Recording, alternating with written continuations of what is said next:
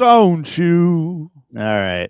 forget about Sweeze. All right. Well, we're still waiting for Sweeze to connect. I think he's having some technology issues, which I am willing to help him out with if he messages me or not. What's good, everybody? I know it's been it's been like a couple weeks that I haven't done an episode, and trust me, Been a while. this isn't because I haven't wanted to do the stream. I've been wanting to do the stream. I've been wanting a specific person to come on, a comedian that I love, very funny guy, Miles Toe. But something I found out about Miles is that he is a hard person to lock down for a streaming podcast. He's like a mythical creature.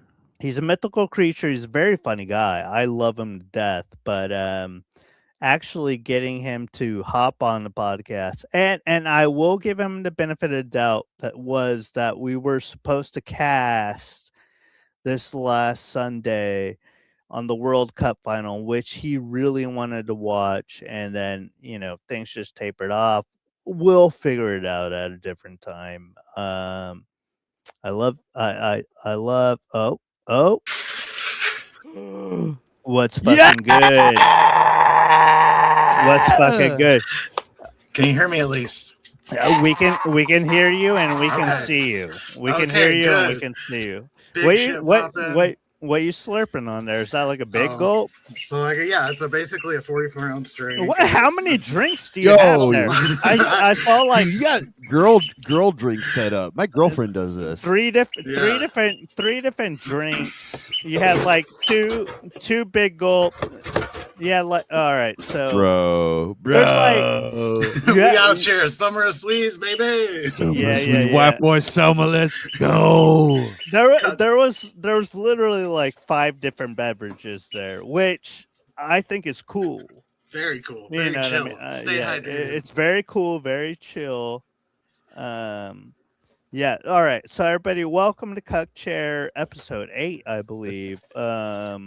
We got my homies dropping in tonight. We got Ian and we got Sweeze. Finally got him. Yeah, finally got we got him. He's here, and dude, I honestly have like goosebumps right now because like, you know what I mean? We've landed the Tanner. Sumo made an appearance already. We're already 5 minutes in. Is that him? Is that him like squeaking on a toy? Yes. Maybe he's squeaking. This is this time. Maybe he can play with the baby. Maybe take the squeaking toy away from him. I'll put him outside. But yeah, no, you don't have to put him outside. Just take the squeaking toy away from him. He was squeaking like a motherfucker. Yeah, like 2 feet away from my face, he's like jumping up. So I'm gonna deal with that. Keep doing the intro. All right. Go. Yeah, let's go. Yeah, dude. Yeah. I mean, dude, it's like a fucking celebrity right now. Holy dude, fuck. this is like a big get. This is big get for me. You know? Yeah, what I mean? dude. Like, honestly, this is historical. I'm so honored to be a part of this. This is historical. You know what I mean? Like I message people. I'm like, hey, I started this dumbass like podcast that, it gets like 200 views an episode. Do you want to come on it? Certain people, I won't name them, ghosted me that I thought I was bros with. But Sweeze, I'm glad you're here, brother. Because I'm glad to be here. Big fan of the show. Yeah, something that people don't realize is that booking people to be on like a podcast stream, shit's hard. It's a lot harder of work than people understand. You know what I mean? You're a guy like me. You know what I mean? Like you're an antisocial guy like me who doesn't form connections as well as he should. It thinks everybody sucks. Thinks that everybody isn't really funny. You're an antisocial guy like me. It's hard to book a show without like a social co-hosts that can actually like, form human relationships with people. um, so it's been a weird experience where I'm like, oh shit, I have like, I've been living in New York City in the comedy scene for like 5-6 years now. I've made like 4 friends. And then once you go through those 4 friends, you're like, what do I do now? I have this. I need to have people on the stream. You don't know what to do. So, Sweeze, I'm glad that you showed up. I love you, and this is gonna be a lot of fun. I'm actually believe very so. excited. I'm actually very excited about this. Yeah, I'm sure the chat is very excited to see the Sweeze and Drew showdown. Whether Yeah. Sweeze gets his No, true status back. it's not a showdown. It's not a showdown. I put my Well, name as Sweeze in the bottom. I'm Yeah. not just Tanner now. I'm here to No, you're stand on business. you're Sweeze again. Keep the throne. You keep the throne. You're It's Sweeze all again. good. I've relinquished the rights back to you.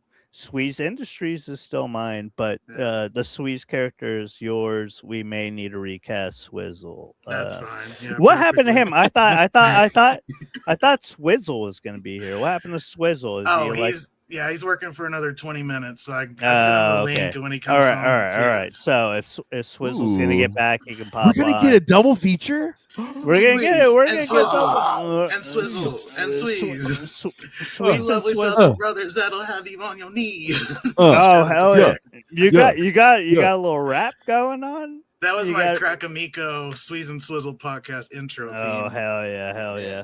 We've been You singing got it the for like whole a year, thing. but you know. Yeah, I like that. Oh wait, Crack made like a song for you, and that was part of it. Yeah, it's gonna be our intro to when we Oh, actually hell do yeah, return. hell yeah. It goes, it's the Sweeze and Swizzle and Swizzle and Sweeze, two lovely Yeah. Southern brothers that'll have you on your knees. Yeah. No, you guys need to start releasing episodes of that pod, and if there's anything that'll help you through that, hold on, let me look it up. Honestly, dude, release the tapes. Yeah, release the tapes. You need to release the Sweeze tapes. People need to hear that crack bar of Swizzle telling tales like Forrest Gump, but they don't believe him. We got Swizzle at the slammer, now he farting in your DMs. It's the Sweeze and Swizzle and Swizzle and Sweeze. Song of the summer, you know.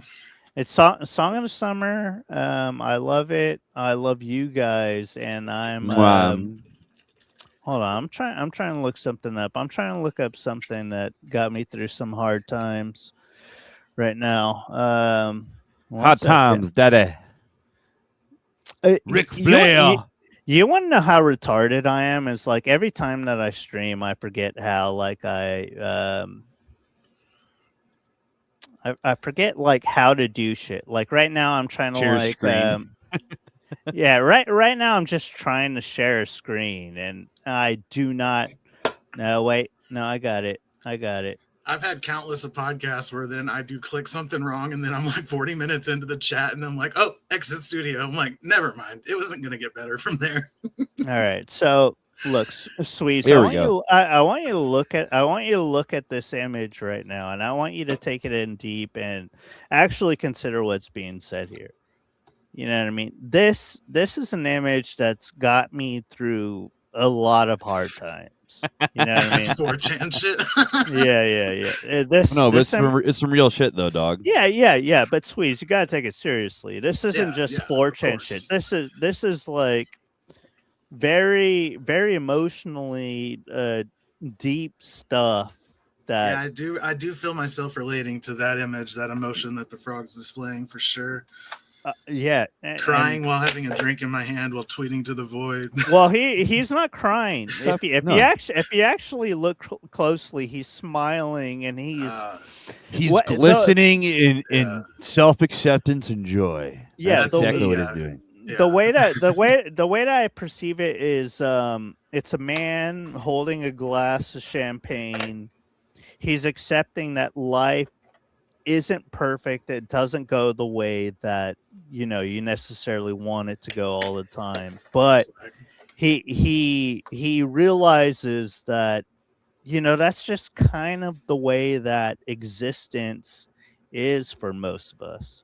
You know what I mean? So you're holding a champagne, you're holding a glass of champagne, you're holding it in front of your face, you're smiling, and you're realizing like you Who just gives a got shit? you got to not give a shit about anything. Who You gives know, a fuck? you got to not give a shit about anything. You just gotta I you know. don't. Sweeze I don't. Sweeze I don't give a fuck. I don't give a shit about anything. Ian doesn't give a shit about anything. Squeeze doesn't give a shit about anything. If there's something that you can take from this, is that you just gotta stop caring. You Yeah. know what I Dude, mean? Sweeze low key got a crazy setup. Wise Yeah. words, though. I mean, I accept that. Thank you. I do tend to doubt myself a lot, but that's more the Tanner side speaking. So you got Sweeze here tonight, boys. Yeah. Yeah. We got Where the Squeeze. tortas? Yeah. Speaking of which, you been on like a little torta binge? What's going? Yeah, what's going- always. I mean, every summer is white boy summer, which means I'm always in Yeah, some brown true. things, you know. So Yeah, that is true. He's Ice in and the season for Gracia. mochaccino. It's all year round, baby. But you know, tortas they tend to They hit be different. pretty prevalent near Amarillo. Yeah, so, yeah. You know.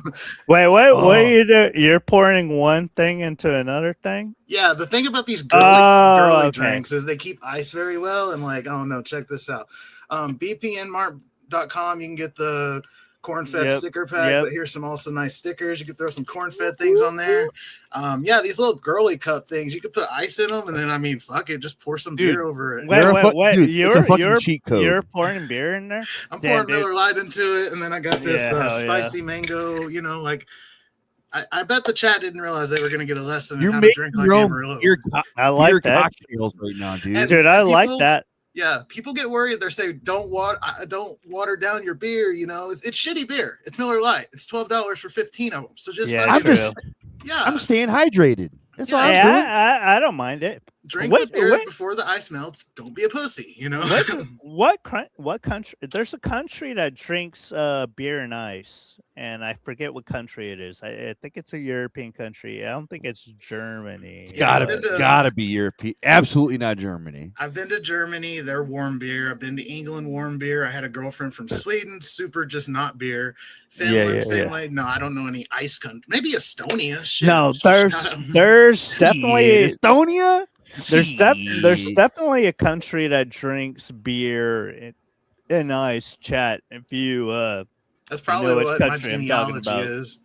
Because I mean, yeah.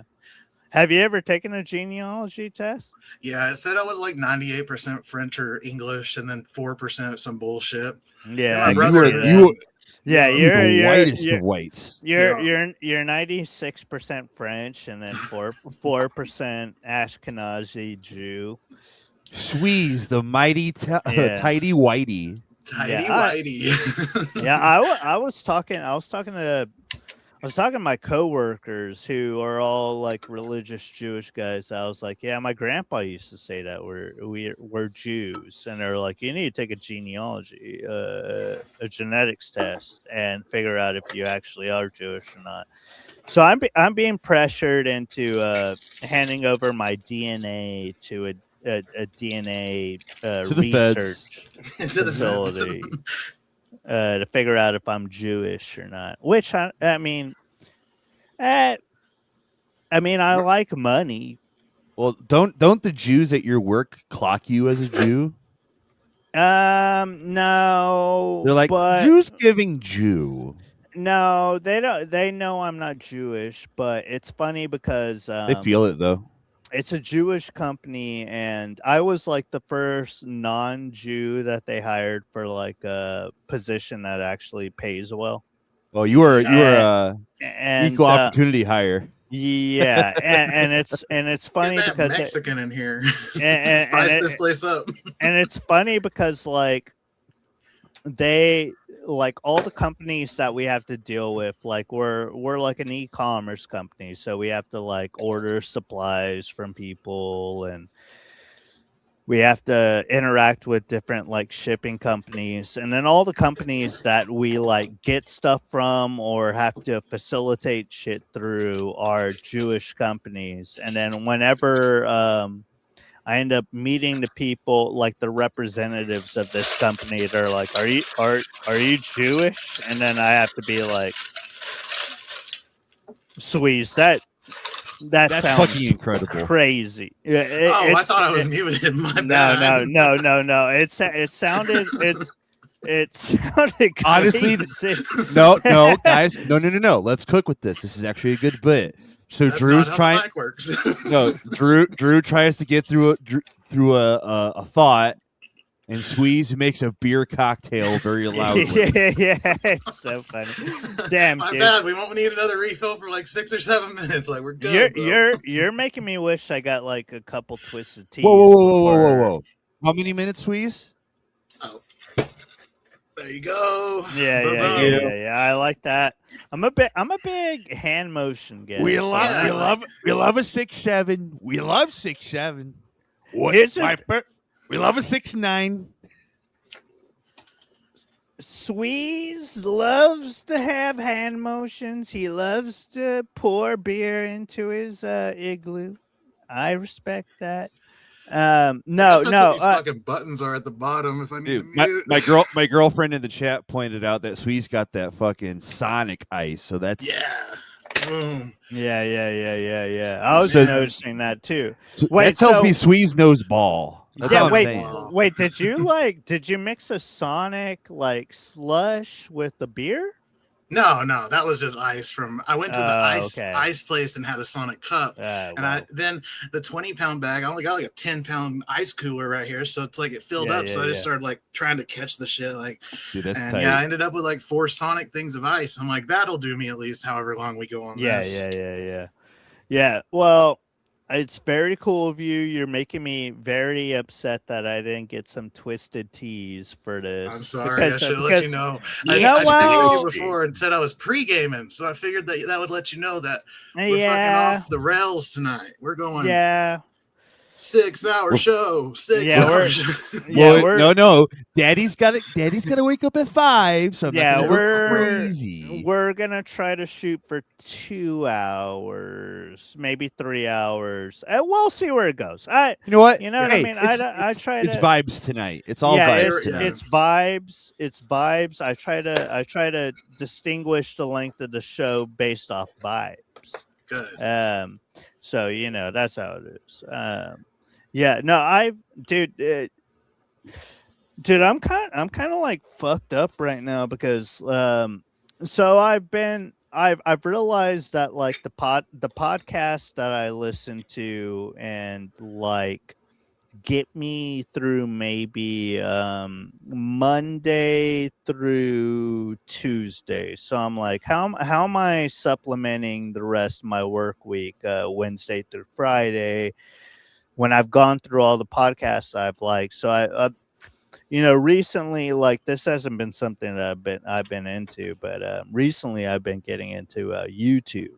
I don't know if you guys have heard about YouTube, but I've been getting into YouTube lately, and I've been on YouTube. I've been listening to like a lot of like true crime stuff. So like murders,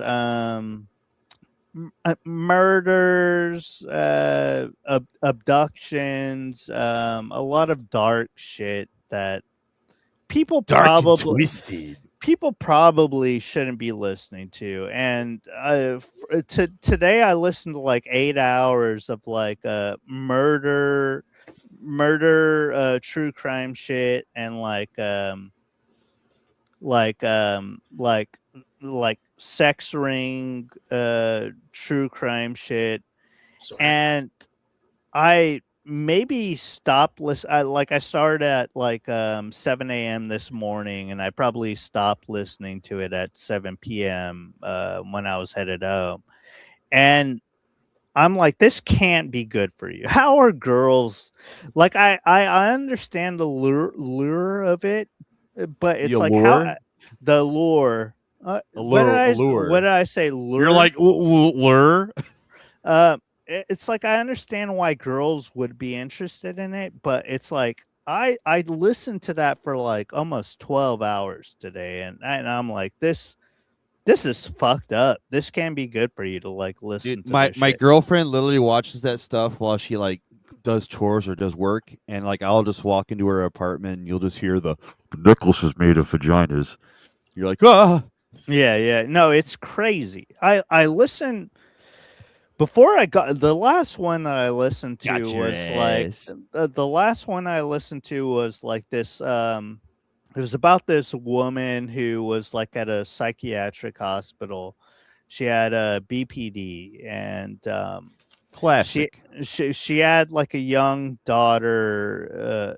Dude, I don't know. I actually don't even feel comfortable even talking about this because it's so fucked up. But basically, it was like, well, dude, It, it's it gets it gets dark. I get it. it gets very fucking dark. It was like this lady was at a psychiatric hospital and she met this guy who was like a schizophrenic, and her mom was like really kind of like verbally abusive to her, so she decided that when she got out of this like psychiatric hospital she was going to move in with this guy who she didn't realize was as fucking psychotic and nuts as he actually was.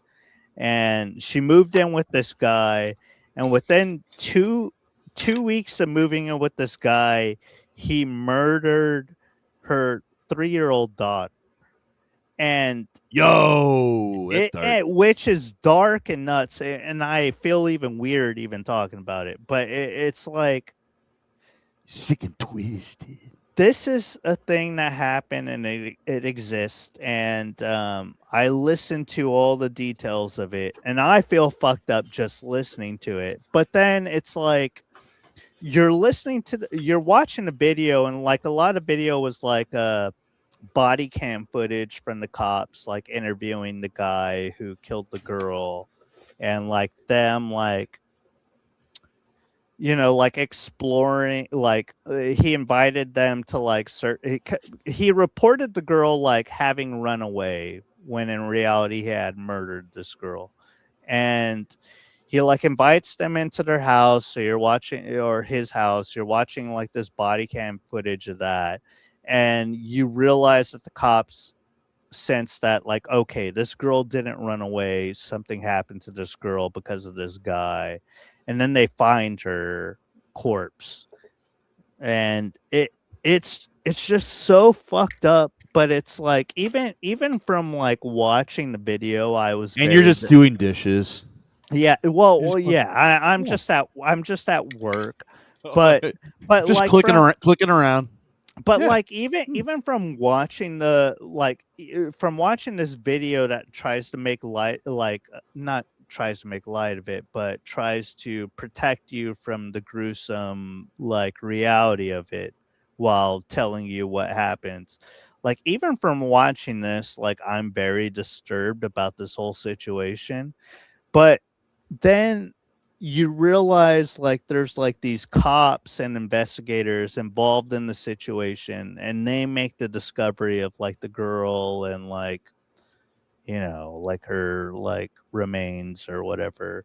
And it's like, damn, imagine, like I'm disturbed by this right now, but like imagine what the cop that Da-da-da-da-da-da-da-da-da.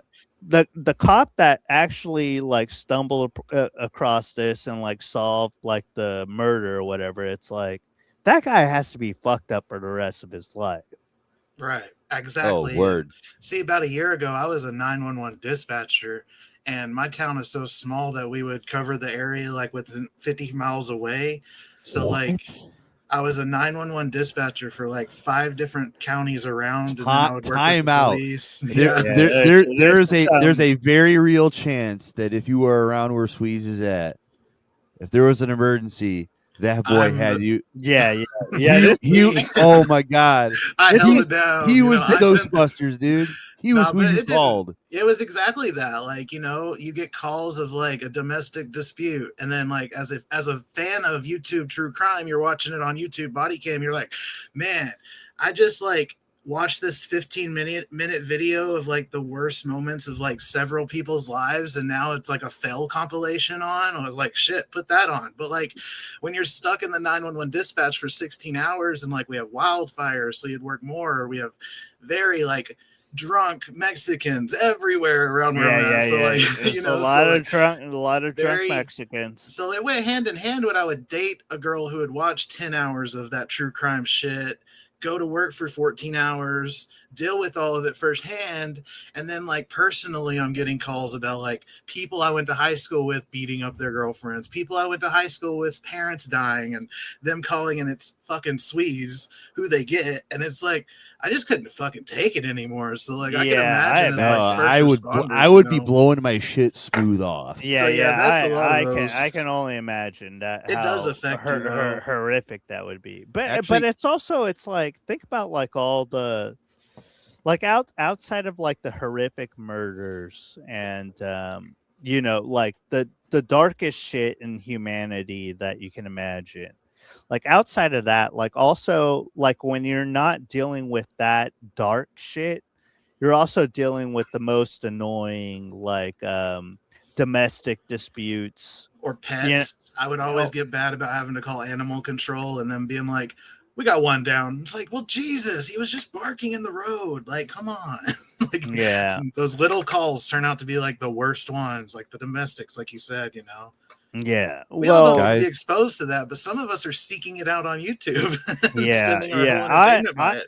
I lived in a like when I was growing up, I lived in a neighborhood where it was like a lower middle class neighborhood, but it was also, you know, like my teenage years, like 2003 to 2007 ish, my high school years, like was when opioids was becoming like a huge thing. You know, like people were Yeah, getting buddy. people were getting addicted to like oxy, people were getting addicted to like you know, Oxycontin, Xanax bars.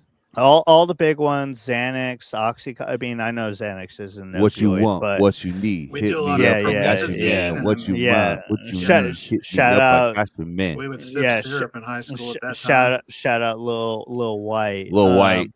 But you would hear the cops in your neighborhood. They would pull up to like a house of like a dysfunctional family, and then you would just like see like these like domestic kind of issues, drug issues, like unfold out in your neighborhood, and you'd be like, what the fuck's going on? It must be so annoying to be a cop and then have to deal with like people who were addicted to drugs, essentially, or people who, you know what I mean? Like that has to be very annoying as a police officer. Addicted to drugs? Who? Yeah, What the fuck? and being like a small town too. Like my people that went on to be cops were just people that didn't go to the construction or oil field business. So like you're dealing with cops who don't even really want to be there. They're just, oh, this is $50K a year, let's do it. I don't got to go to college, just got to pass the academy. So Yeah, true. The only person that I could say attempted to bully me, because I never really got bullied in school. Like when people would talk shit about me, I would just talk shit back and then like fuck with them. You know what I mean? It never really talk shit, affected get me. hit. But the one guy I grew up with my entire life became a cop, and I can only, you know, I hated him so much that I can only like wish that he's seen like the most horrific shit and it's fucked him up. Yeah, I think the things that would get me would be babies choking, old person Ah, found stop, no. unresponsive. Yeah. Let's go down the list. Yeah. Forgot this was a comedy podcast. Yeah. Jeez. Hey, Nah. guys, now I actually have a very serious question. 1 second. I have to show you guys something. All right. Oh, if he whips his dick out. Yeah. He's gonna whip his big ass dick out. Oh, Should I be in my cowboy hat era? Yeah. No, I actually like that hat a lot. yeah. Actually- that reminds me of I like Leighton that. Radner. I actually want to steal that look from you. I'm like, all right, well, I need to get maybe I don't publish this episode directly, or I make it private, and then I get a hat like that. Sweeze was then- never here. And then I start posting pictures of me in a hat like that before I release the episode, and then I'm like, well, you didn't copy me. Yeah. That's how I'm feeling right now. Sweeze my Industries. head is so. This is my dad's old fucking hat. That's My head sick. is so fucking huge. It's like a Crocodile Dundee hat. Yeah, I dude. don't see a lot of use for it. Like, what the fuck are you gonna do with that hat? Look fucking sick. cool. Look cool hella and- tight. Well, The that fuck worked you for me. talking about, Sweeze? I mean, aside from that, get hella pussy. Why are you wearing the Oklahoma City Thunder Yeah. hat? because So you wanna LeBron look is coming. LeBron to OKC, or I'll take Russell Westbrook LeBron's back. not Bron's going coming to home. AKC. Bron's coming OKC. home. He's not Dude, coming no, home. no, they. All right, so I don't know if you guys saw it or you're keeping up on it, but Miami Heat. the Miami Heat accidentally published this video that was supposed to be like a. It was supposed to be like a presser for LeBron. Hey, listen, that's just a false flag. All right, that is just a false flag. I don't get how that's true. Like, so they accidentally published a presser saying that LeBron was going to give an interview for rejoining the Miami Heat. And then, like, hours later, they say it was a mistake. LeBron's team hasn't said anything about it. LeBron's team hasn't denied it. He's going to the Heat. And bro. see, I did see coming something home. earlier that LeBron was ready to make the decision, but Adam Silver delayed it. But also, I have a communications degree. I could have been that 23-year-old intern with the Miami Heat that just said, "Fuck it, I'll get some people talking." You know, See, can't I be don't. too hard, right? Give him something to talk about. I don't think. I think that the story that I saw was that Adam Silver said that he hopes LeBron makes his decision soon so that they can figure out the schedule. Basically, so they can figure out which games are going to be nationally televised, depending on which team LeBron joins.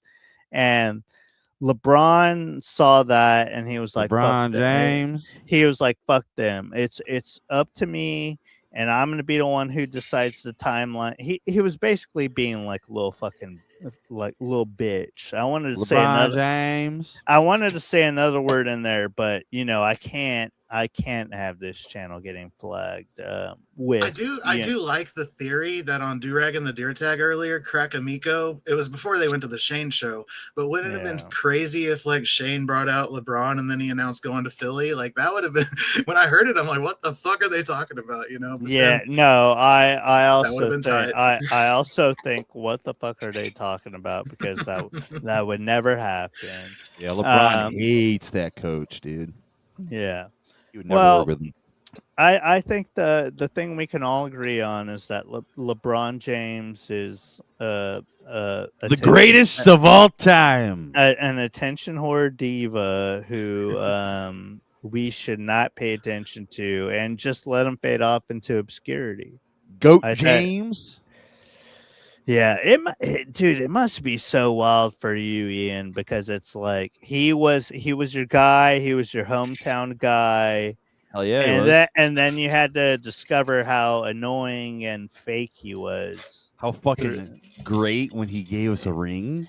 Yeah, how annoying and fake he was, and just kind of like how he sucks. I don't know.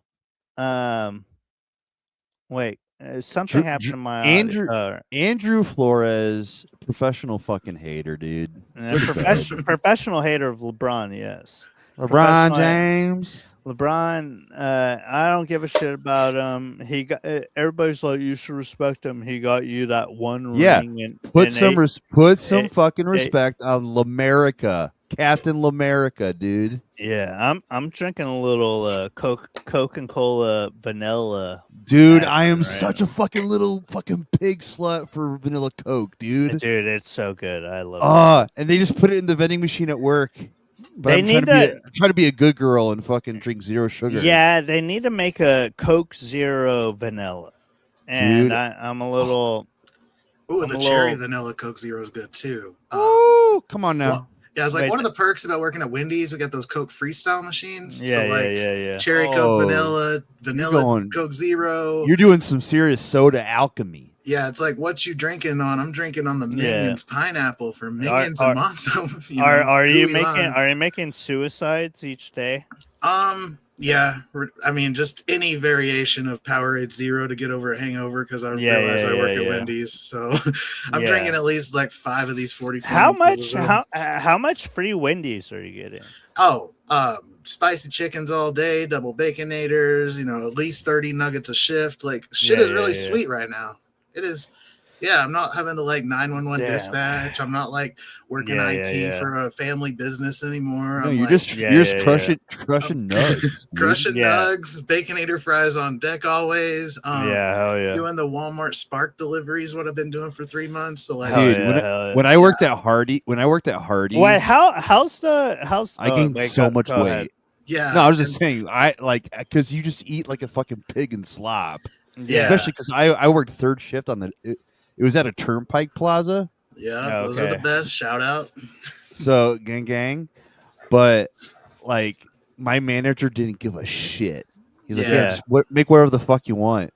And so I would make myself like a fried chicken sandwich, but I would make it like I would get bacon on that bitch, fucking extra mayo. Yeah, the KFC Double Down did not go anywhere. I'm still having it at the Wendy's. I missed the Double Down.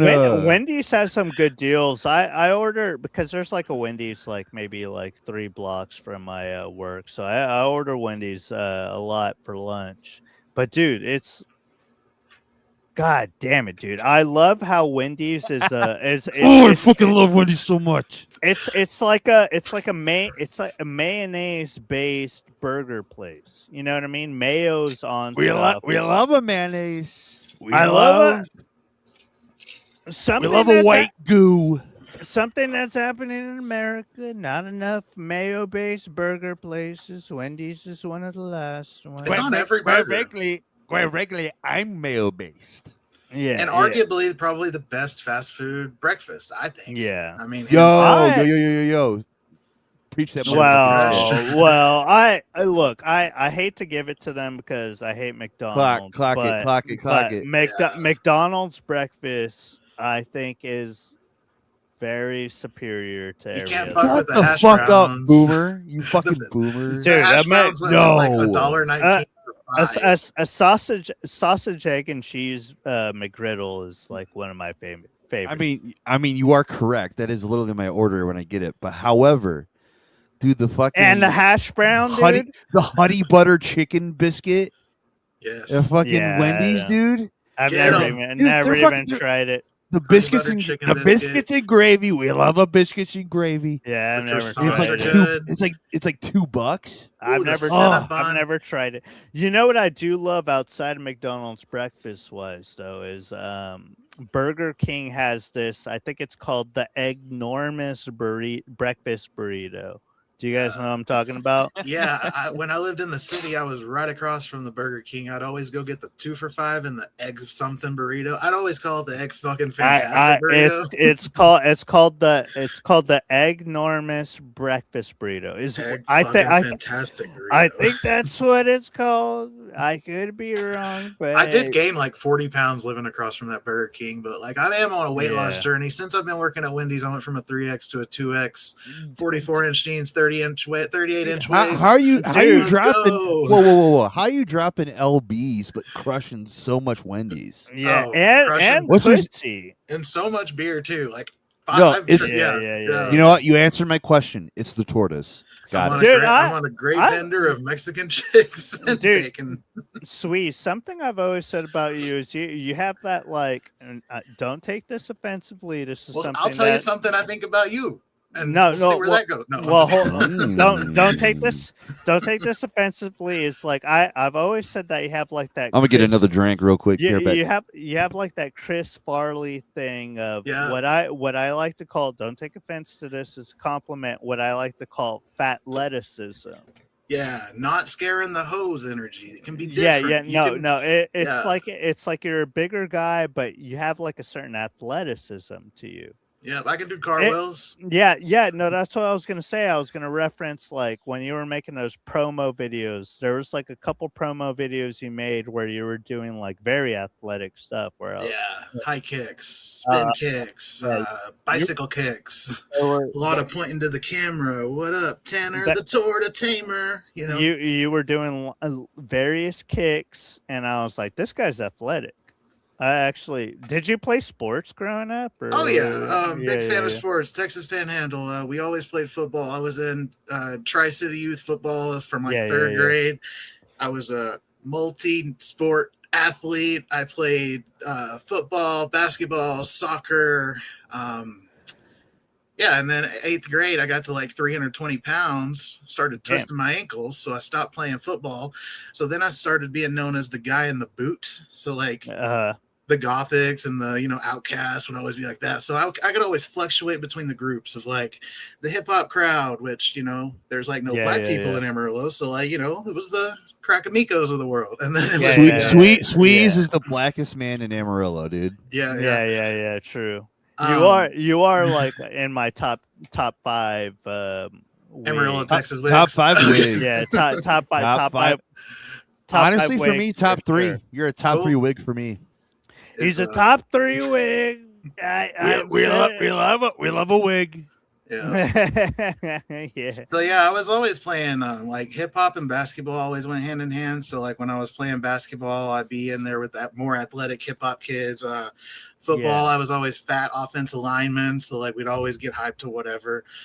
Dude, I was a right guard until I hit my growth spurt. I went from 5'10" to 6'4". Yeah. Over a summer, so I stretched out and got real thin, and they pushed me out to tight end. Oh yeah, at least it wasn't defense. Defense is treacherous on the big boys when they switch over. I only played football for 2 years, and it was Pop Warner when I was like in I want to say like 6th and 7th grade. Did you like the shoulder pads? I was just thinking like seeing you in a helmet and shoulder pads. The thing was, I thought that shit was tight. Like I'm a tiny guy now. Like I'm like 5'11". I weigh 150 pounds. It's 3 inches taller than me and half the weight. Yeah, but like in 6th and 7th grade, I was like probably 5 foot, maybe under 5 foot, like the tiniest person you could ever imagine. I hit like a weird growth spurt. In your 30s. No, like between my sophomore year and junior. No, it was between my junior year and senior year. I grew like 6 inches. So I went from being like 5'5" to being like 5'11", and as a Mexican though, that is great. Dude, I rather remember be a 5'11" than 5'6" as a Mexican. I remember being a sophomore and being like 5'5" and like maybe like 90 pounds and being like, yeah, it's fucking over for me. Yeah, dude, that'd be hard out there for a player. Yeah, no, I was like, it's over for me. Like I'm a manlet. I'm a man. I'm a manlet. The manlet diagnosis is crazy. I'm a manlet. I'm a true cell, and I'm a bitch. I'm a manlet. But I've always been proud of the true cell. I still consider myself a true cell. So true cell is what they say. Yeah, true cell. We love a true cell. Andrew Flores, one of the best true cells I've ever known. He only tells the true cell. Yeah. True cell. I call him that. I was the first one to call him that.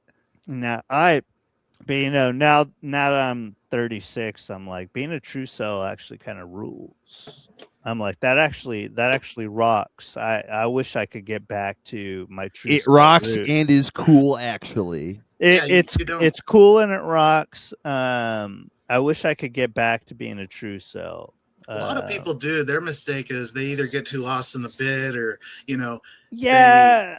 I just hope you don't make that your personality. You know? No. Like, well, when you revoked my true self status, a lot of part of me died because I'm like, yeah, what, true. how I felt What bad. have I felt I bad about that. become? I felt bad. I was like, actually, My I was like, sweetest friend. Sweeze is a true self. I'm just trying to be out here being as real ass as possible. You're one of the real ass dude, doggy. You're one of the most real ass cucks that I've ever known. Yeah, Cuck so Drew, you gotta import. You gotta import the fucking video, dude. I just Do a realized. tier I list just of biggest realized cucks. I completely forgot about the video. Please send that to me in a DM. I'll put it in post. It's in your Twitter DMs. Just do a share screen real quick. Yeah.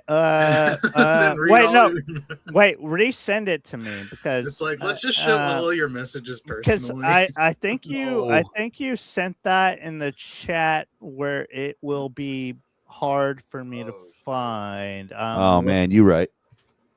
Where the fuck my phone go?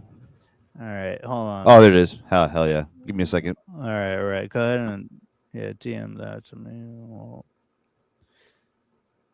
We'll debut the Cuck Chair theme song. It's actually very good. I was very happy with how it came out. Big things coming to Cuck Chair. Yep, big things are coming to Cuck Chair. Sweeze Industries Network. Wait, did you send it to me? I'm not sending you Sumo though. I will not really. I'm finding it right now. Give me a second. All right, no worries. Those are my only conditions. We'll fucking chill. No, yeah, dude, there was it's sending now. There's like a time when I was like in my teenage years where I was like, I may never like get pussy. Like it's actually like would never be me. It's actually very shocking to me that like I've ever had sex at all in my life. You don't think that you actually made a genuine connection and like got to understand the person? Well, it's like I kind of had, I guess, like a glow up is what the youth would call it. But like back in the day, you found your groove. You got your groove back. Back in the day, I was like the most. How Drusif got his groove back, dude. I was like the most antisocial, like fucking with every single person that I ever met. Drew, can you DM me your email? But there are girls that act the way that you act, and then they still get pussy because you can't send it to me over. I'm trying to over Twitter, and it's not fucking sending. Yeah, DMs were kind of fucked on that earlier. I was wondering if it was like shut down. I'm like, oh my god. Yeah, it's not some bullshit. All right, we'll figure it out. Where's Swizzle? I heard him come in. I sent him the link. He could drop in at any moment. I may just scoot over him. We got this mic that does 2 people, so we'll be Swizzle. good. Yeah, tell him the boy in there. Tell him to come in here. I have some questions for Swizzle. Yeah, I mean that dude's kind of been on the bender of a lifetime since he got out of jail 2 years ago. So I mean, shout out to him. But like, I mean, I kind of get it. Like I've been on benders. Like I'm good now. You know, I still drink. What are your benders like? Because when Swizzle goes on a bender, he drinks like 4.8 liquor beer, like 3.2 is the Miller Lite, Bud Light, the average. He drinks these high strength beers. He gets 3 12-packs, so he drinks one every Thursday, Friday, Saturday. Wild. And then he gets 2 30-packs on top of that for daytime. Wait. Hold on. So he gets hold on. Email sent, Drew. How many of these packs is he drinking a day? So get this. He drinks the high strength beer, 4.8%. It's called Texas Select. So a 12-pack of 4.8 equates to like 4 more beers alcohol wise if you were drinking regular 3.2s. So he's drinking at least a 12-pack of Texas Select, which is like 15 to 16 beers. Okay. It's not 6, 7, but so he's drinking that, and then he's getting 3 30-packs to supplement the Friday afternoon, Saturday afternoon, Sunday. So it's 3. This man's liver is pudding. Yes, and he's just thinking, well, I got a 2-year timeout on shit, so like I got to get back to like the get down, you know. So it's kind of hard to do a consistent podcast when also I'm doing the same thing, but we work opposite schedules. So like I'm drinking like a 12 pack of White Claw, and then I pass Yeah, out. yeah. I do that like 2 to 3 times a week, or I'll drink a 30 pack over the course of 2 days, and that's a bender to me. Is a day or two of just consistently drinking like 20 beers. Swizzle's been on a bender since like he had a near death experience in June. So he's drank every day since then, smoked a ton of weed since then. I mean, yeah, same. so his benders are a little bit different. So holding him to a tight schedule is just like, well, if he shows up, he shows up. If not, I'm here. Crowder boy repping. Shane did that. Did y'all ever talk about the Shane doing that fucking arena? That shit was crazy. What arena? He did the Philadelphia Eagles arena this weekend. Oh yeah. He won 2 world records. So that is a reason for Swizzle being drunk as hell this weekend. He's like, Shane did the stadium. All right, hold on. I gotta celebrate him. It's just like, bro, you'll find any. He's one of us. Yeah, he is us. And so it's like if you could find any excuse to be like, Crackamico was on Skanks, of course I gotta get shit faced. It's just like, okay, well, you get what you get, Summer of Sweeze, living by no rules. Drew looks real locked in right now. No, I'm trying to. I just downloaded this file. I'm trying to set up everything, but I'm listening. Wait, so he was getting fucked up in celebration of Shane selling out that arena? Yeah, so he got fucked up in celebration of Shane. He got fucked up last Monday or Tuesday because Crack was on Skanks. Yeah, just all these like random podcast milestones that these people are like, Crack Amigo was on Durag. Of course I'm going to get shit faced till 8 a.m. It's like, okay, come on, man. All right. Oh, hell yeah. So here we go. We're debuting the Cuck Chair intro. Here we go. With no sound. Man, my imagination's going wild right now with what it would sound like. We're not getting any sound, Drew. He's a we got Cuck. No. Was that what it was? you got video but not sound? Yes. Yeah. I don't know how to fix that. And I'm not going to attempt to. I'll figure it out. I'll figure it out later because I'm. 6 vibes, Drew. I'll just fucking. You shared a screen and then I was like, y'all could sing it. I sang my theme song earlier. Yeah. Well, listen. Just so you understand, when I asked Drew what genre he wanted for the, because this is actually not necessarily intended for an intro, but for the real ass cuck of the week. Oh segment. yeah, true. Which maybe we should do both. I'll send you a little Skrilla if you want to do like a Midwest emo. Oh, I could definitely do that for you. But yeah, no, I'm very satisfied with this. Whether it ends up being the intro or whether it ends up being the segment, actually, I guess if it's gonna be the segment intro, I need to start actually considering who's been the real last cuck of the week. Sweeze, there's a lot of things happening in the network right now. You know what I mean? I'm trying to launch a segment called Real Ass Cuck of the Week, where we identify the guy who's been the best cuck of the week. So it's the best cuck. So it's not. Yeah. And what would like qualify as cuck? I mean, in this because I was like, I'm more used to the main term definition of a guy sitting in a chair letting someone fuck his wife. Is that a cuck, or is like?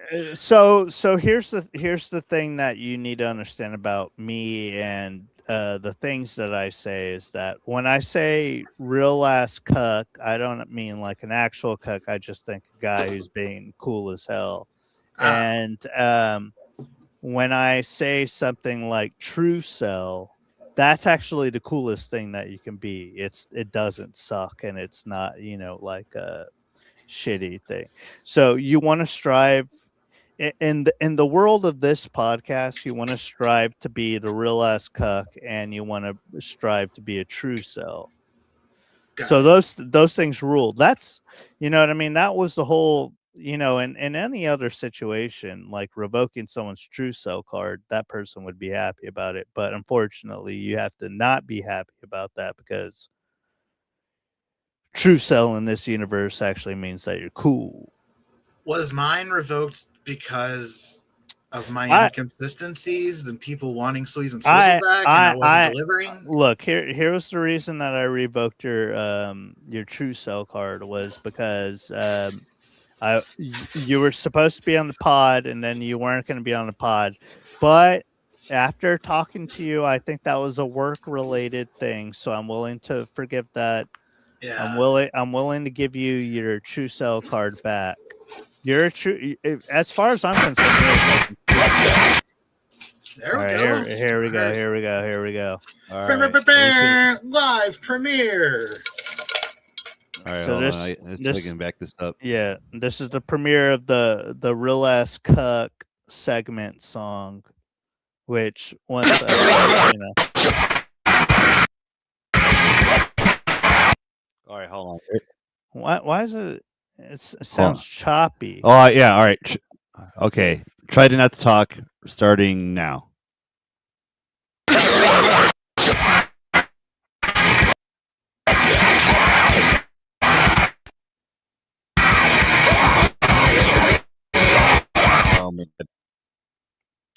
All right. Well. Here's we'll figure it out.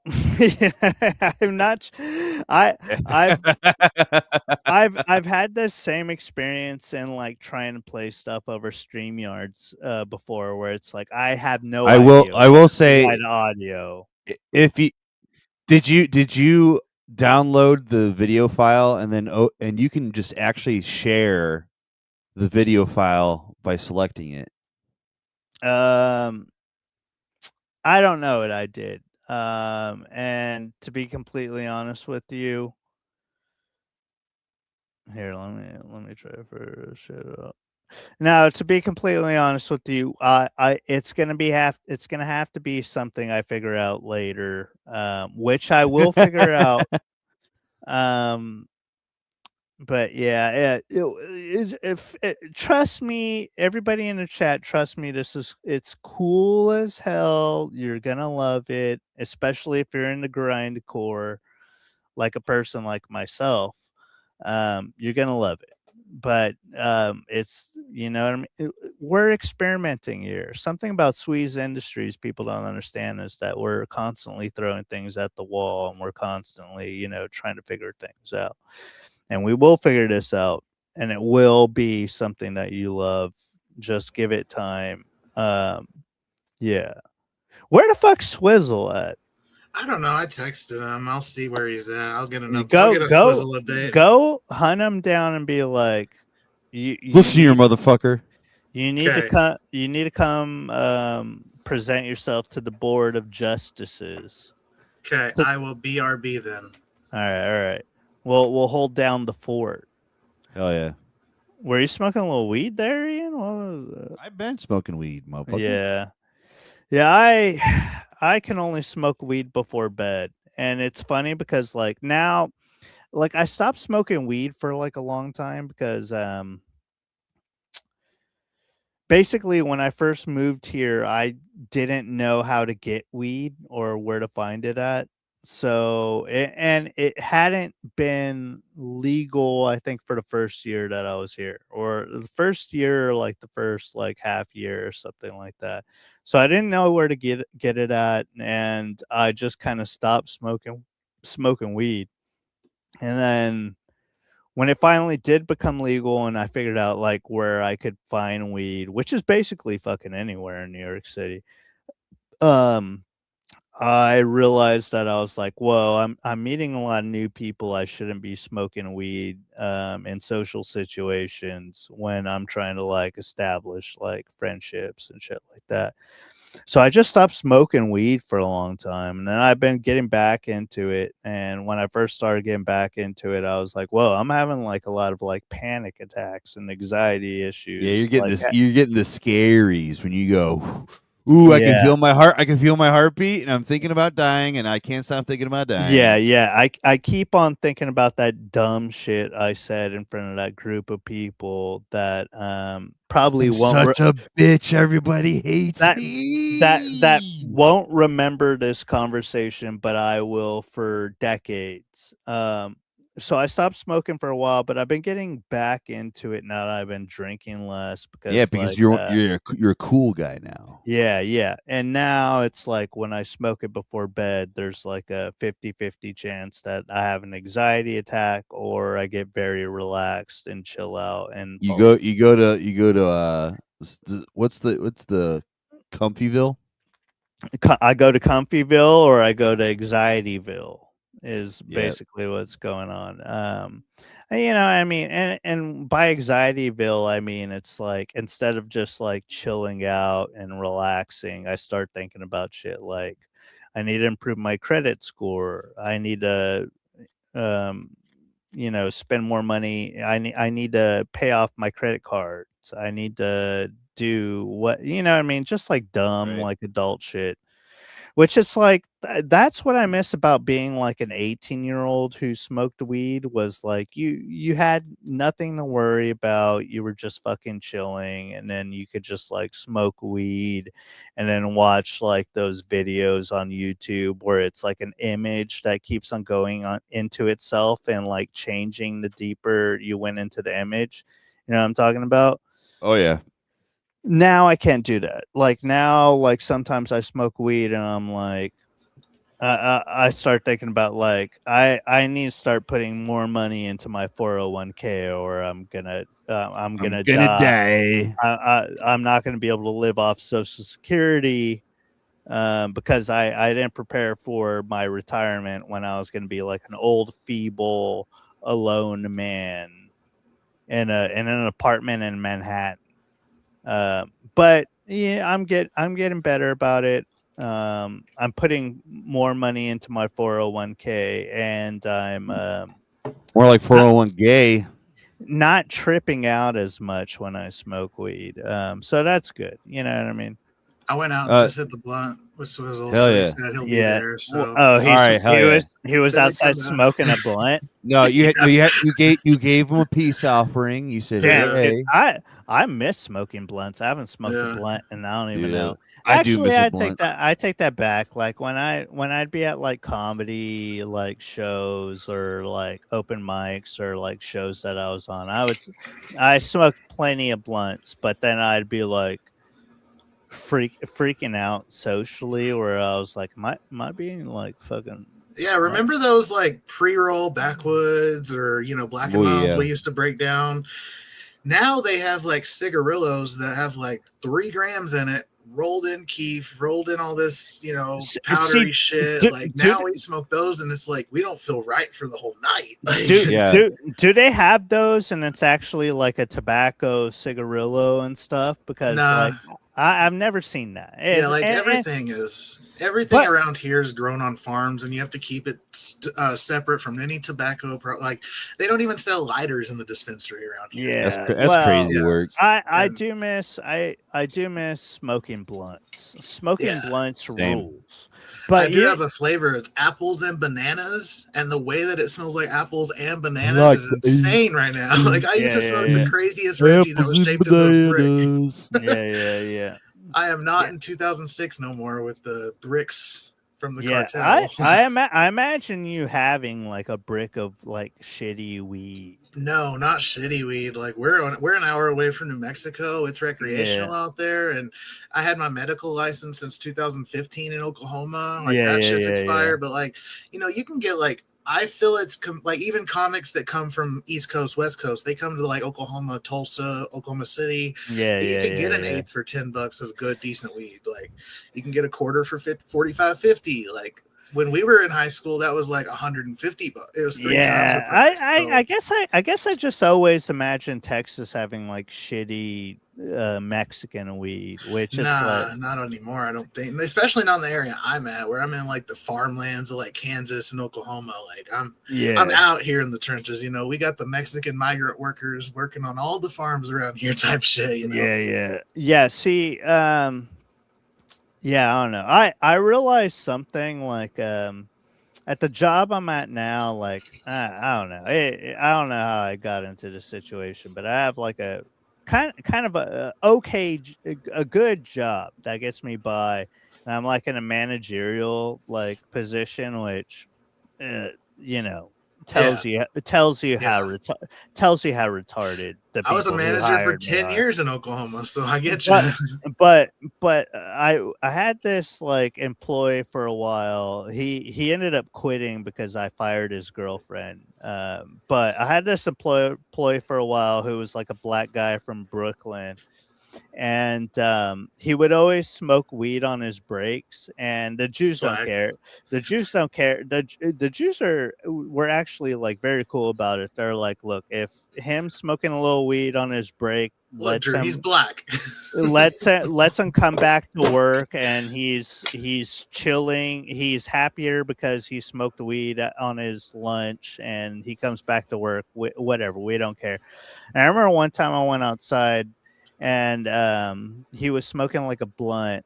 I didn't hit it because like I could not function at work because you say no to drugs. But I say no to drugs. But no, he was smoking a blunt, and I was like, what you smoking on, mids?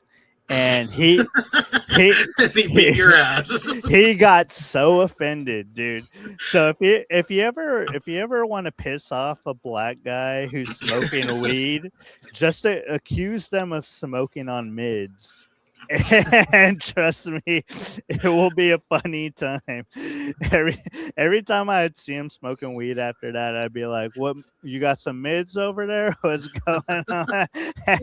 He should have beat your ass. Yeah, he ended up quitting because he got anonymously reported for smoking. Well, no, I fired his girlfriend, but the reason I fired his girlfriend was because she showed up like to work like blackout drunk, and like as girlfriends do. And mind you, like we start work at 9. Sounds pretty chill, honestly. Mind you, we start work at 9 a.m. in the morning. So she like showed up. She was like, just slur, like not saying slurs, but like slurring her speech and kind of being outrageous. And I was like, are you like fucking drunk right now? And she was like, yeah, I'm drunk. And I was like, all right, well, you gotta leave, because if I let you stay here, they're gonna be like, why are you letting this fucking crazy drunk Dominican girl stay here? So because we need a drunk Dominican. I fired her on the spot, and then he took offense to it, and he didn't understand where it's like, dude, what could I have done? It's like I had to like let her. I couldn't have this drunk bitch like on the floor, like you know what I mean? And he was a cool dude. He did this thing where so he was a native New Yorker, and he was from Brooklyn. He was from the specific neighborhood in Brooklyn called Brownsville, which is funny and ironic when you think about it. Yeah, well, that's the thing, is that Brownsville is kind of like full of black people, and there's like a lot of gang violence there. But the thing was, he found my Instagram somehow. He added me to Instagram.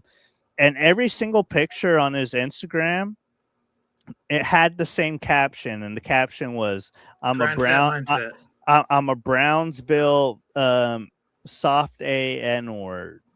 And I always thought that was funny that he just used the same caption, and the caption was, "I'm a Brownsville." If it ain't broke, don't fix it. You know. Yeah, I'll be saying shout out Sumo just for engagement. Yeah.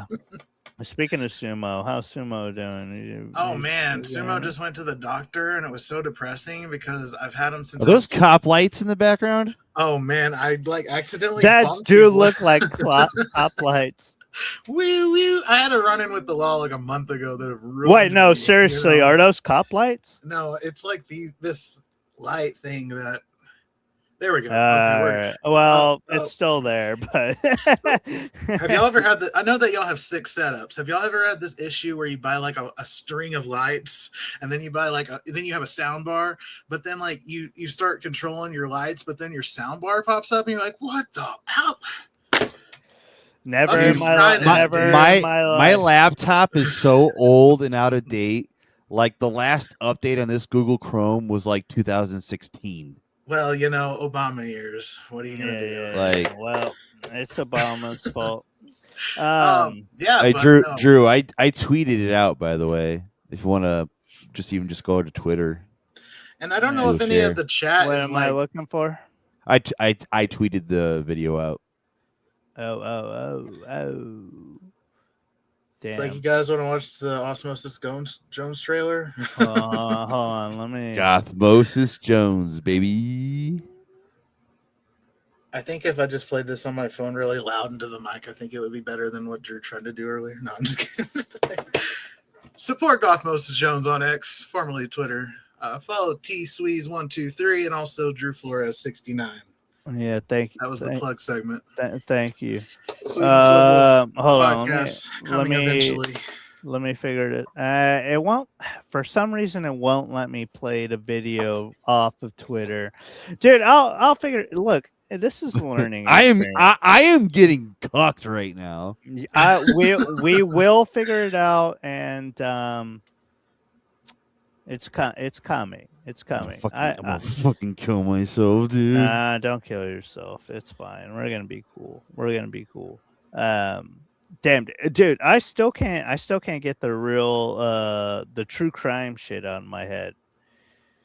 It's fucking like the algorithm doesn't help. Like if you log into Netflix or Hulu, there's a true crime section, and you go and you scroll, and it's like before watching all this true crime shit, like I just went through life. I'd like walk down the street, go to like a restaurant, a bar, like never think about anything. And then I've been watching like this true crime shit, and I'm like, there could be some like psychopath crazy person who's going to murder me if I'm not like watching my 6 at all time.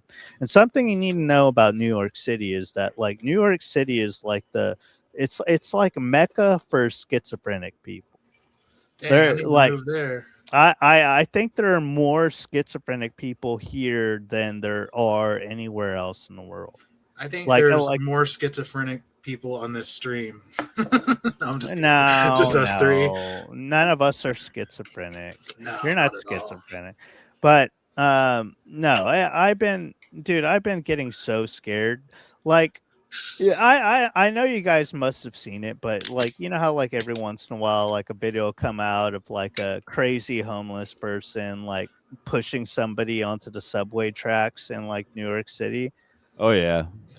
I have recently been getting so scared about that, like to the point where I'll be on like the subway platform and I'm like looking around like an operator. Like a Navy, like a SEAL Team 6 guy. I'm like constantly like looking around, like looking for any schizophrenic people or like crazy people. Like I like this shit has made me so afraid to be murdered.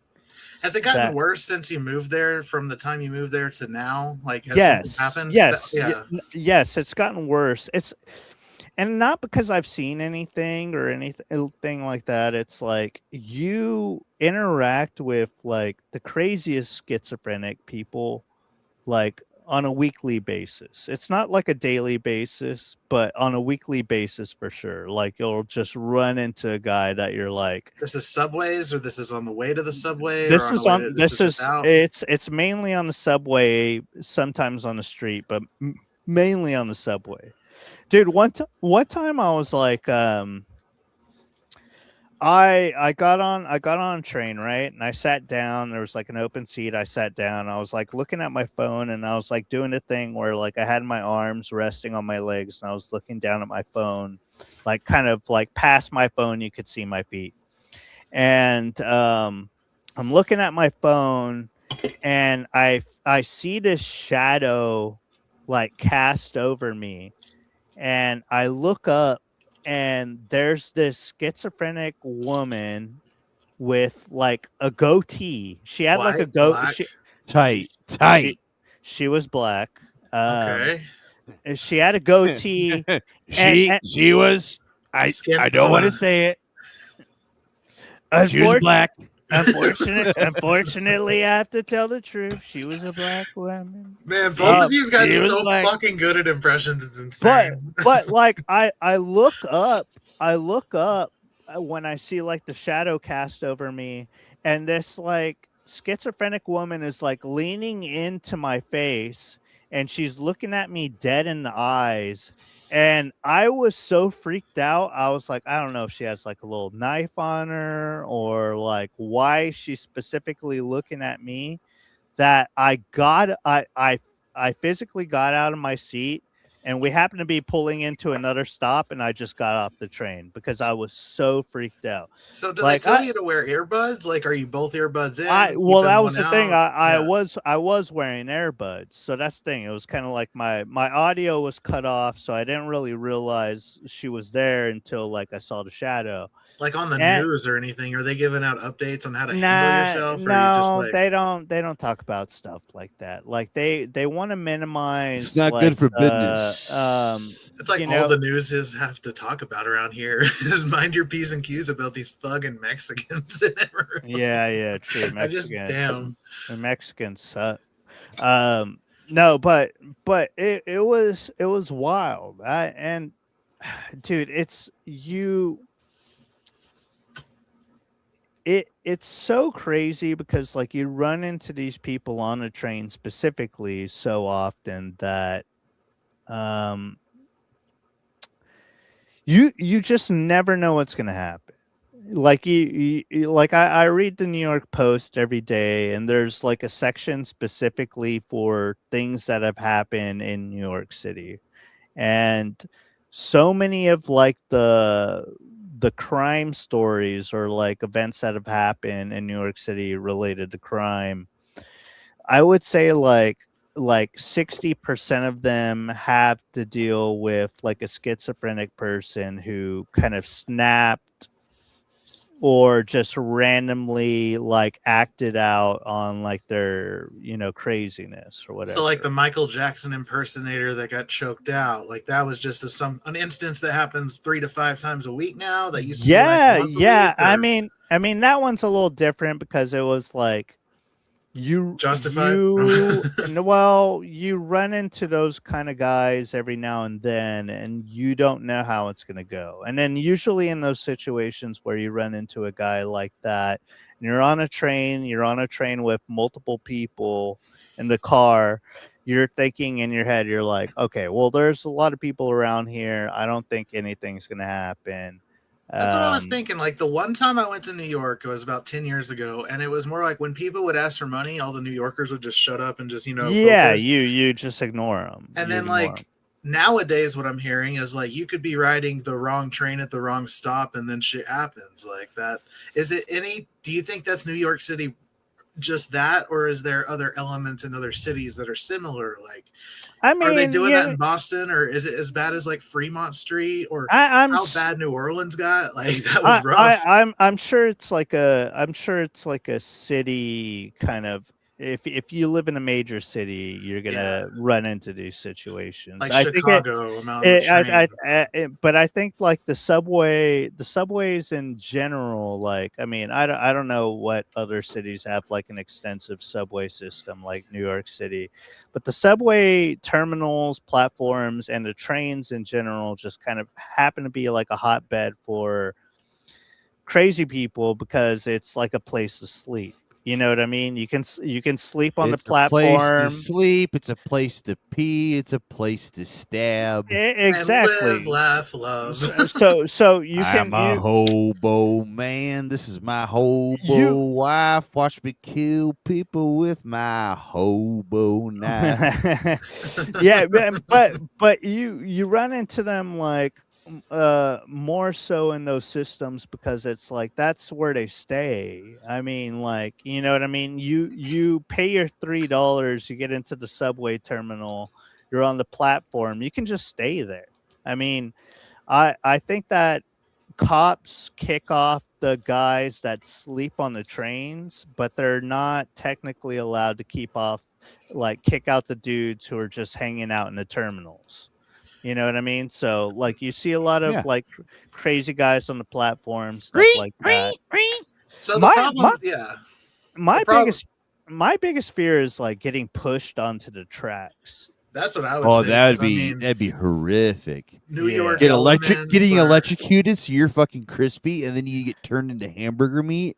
After Yeah. that, after that drop, like I was thinking it was a 3 to 4 feet drop, but no, it's like you 5 know, feet. It's like 5-6 feet. if you got some momentum, like you're small enough that somebody could push you and you could easily pass and get in the other line. Like Yeah. you're looking at like a 10-foot fall from, and you go 30 feet, you know? Yeah, I'm just thinking of like a sick ass drop kick. Yeah, Like, I don't know. I should stop thinking that way. Like, I'm gonna put things in your head. That type of shit don't happen in Texas. Yeah, it's like out here. I don't even like. I'm a lib cuck. So I don't discriminate racially, but something that you kind of have to. So you keep your fanny back tight. something that you kind of have to like discriminate against, if that's the word to use, is like if you see like a mentally unwell person, you do have to have your guard up a little bit, because I think the mustache really helps, like with your element, like a Mexican guy. Yeah, with a mustache, I don't know how it goes, because I'm Hey, like what's up? I'm like a skinny dude, so I don't know if like the crazies think of me as like an easy target or whatnot. But it seems to be like whenever I read these stories about somebody getting assaulted on the subway platform, it seems that they're targeting like 1, women, and then 2, elderly people seem to be like the main targets. So I don't know if I'm like good or not, but I always keep, I always keep my guard up, because, if there's one way I don't want to die in my life, it's like at the hands of like a schizophrenic, like yeah, I've always thought crazy that, like, if I do die and I'm like laying on the ground dying and I see like a dumbass over there that caused it, I'm just like, why'd you push me in front of the car? Or, some shit like that. Like, I don't want my dying moments to be like, oh, Okay. fuck, that's it. What would your guys' ideal bleed out spot be? like I've gotten stabbed or something, like, and I'm not dying. Not the stomach, not the chest. I want it to go No. quick. I mean, listen, setting. You just, all right, yeah, like the setting. You got fucking stabbed, and you're fucking crawling. You're losing blood fast, and I was like, it'd be sick if there was a food cart there. So I'm probably saying Austin. I think for me, if I'm getting stabbed and my death is imminent, like I'm at the top of the One World Trade Center, right? I've just gotten stabbed in like the heart or something. I have like 15 seconds left to live. I get stabbed at the top of the One World Trade Center, and I just kind of like fall over the edge, and I'm like falling, and like in someone my last screen kept this. Yeah, like in my last moments, I'm falling, I'm plunging, and I'm dying. Drew Flores. And I just kind of like splatter on the sidewalk. Maybe I hit. Yeah. Yeah, I've maybe kind I of hit had this somebody. recurring dream or nightmare, actually, where I actually do make it out of this town near Amarillo, and I do figure out where I'm going, and I'm like signing up for Kill Tony, and then my death is like G Baby and Hardball, where there's a fucking shootout and shit, like, and I'm outside the Kill Tony line. I'm like, oh god, and then everything ends. It was like, everybody good, and then it just pans down to me in my Crowder Boys shirt, and then all 3 are shot in the fucking chest. I'm like, oh god, like, yeah. Does anybody remember that Keanu Reeves movie? Fuck. No, I picture you like being at like I picture you being like Shane's killed in the ring at Skankfest from an internet troll. Talked me into a fight. All right, no, it's 2 things that are either gonna happen. You're gonna be at a Shane Gillis show 20 years from now when he's like a old man. He's like a Louis C.K. Shane's retiring in 2 years. Fuck it. You can't do that stadium and then not just fucking bow out Dave Chappelle going. All right, well then if it's not gonna be at a Shane Gillis show, I'll that be at Kill Tony 1000 doing the best fucking minute. you're gonna be at WrestleMania. You're gonna be in the stands in your seat, and I've been there twice. You're gonna be with like your arms crossed like this. You're gonna have shades on like this too. And then somebody's gonna like shake your shoulder, and you're just not gonna move. And then they're gonna take off your shades. And someone from the chat, they're like, "Loved you on corn fed," and stabs. No, imagine. Or I would see you getting stabbed in a fucking China buffet line, dude. Yeah, exactly. What's going on, Sean? Yeah. I don't leave the buffet, and then I'm like, "Well, what then? This is content. Sweeze and Swizzle." Yeah, you're like you choked to death on chow mein. Oh no, that would be my nightmare. I just had the best Thai food earlier, and I have leftovers. I'm gonna eat when I'm drunk. Like this could happen tonight, dude. Okay. Also, speaking of that, Sweeze, I really have to personally thank you. The one time you highly rated my plate, dude. I will tell everyone now. I'm gonna put it on wax that for real. I've been getting over 40 to 50 submissions over the summer and doing this #buffet tour. And what really captured my vision for all of this was someone like Ian sending me a photo, and the first one's like, okay, he's on board, he fucks with it, he gets it. Like he's getting better, better. And then that second or third week he sent one, I was like, fuck. Yeah. No, you graduated Sweeze 101 in buffeting. Sweeze, you are like a I say this a lot. You are kind of like an artist, and your plate. Yeah,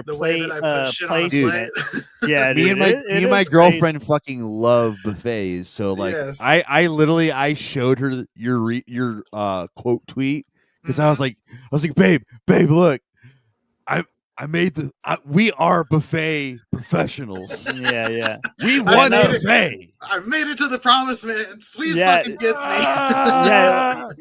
Like Sweeze, the way that you put Chinese food on a plate, it's like an artistic still life. Right. Is how I think about it. I'm always blown away. I'm like, this excellent point, Okasha. I'm like, this motherfucker knows how to put Chinese food on a plate. Yeah, so two things. I always wanted to lay down run us through your process. Well, it ties in, but the first thing is like, why is sumo named sumo? So I love wrestling. There was an Asian style buffet that had sushi and hibachi in Oklahoma City. Me and my girlfriend, we were going to get married. We were going to do this. We were going to do that. We were going to live, laugh, love. We had two puppies. I'm getting so bricked up right now, dude. Yeah, I'm rocked up over here right now. We had a 3-bedroom apartment with a 2-car garage. Like, we were living life. And then the bitch was from Sweden, and when COVID happened, she moved back to Sweden, and I never heard from her since 2020. So I kept it moving. I was like, okay, I'm in this house with 2 dogs, 3-bedroom, 2 garage. Like, this is way too much.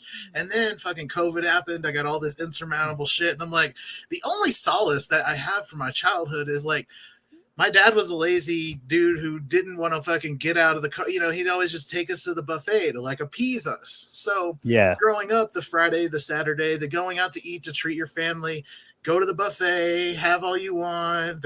We can go to the Golden Corral too, but that wouldn't suffice an $8 buffet at the time. Like, early 2000s was lit for buffets.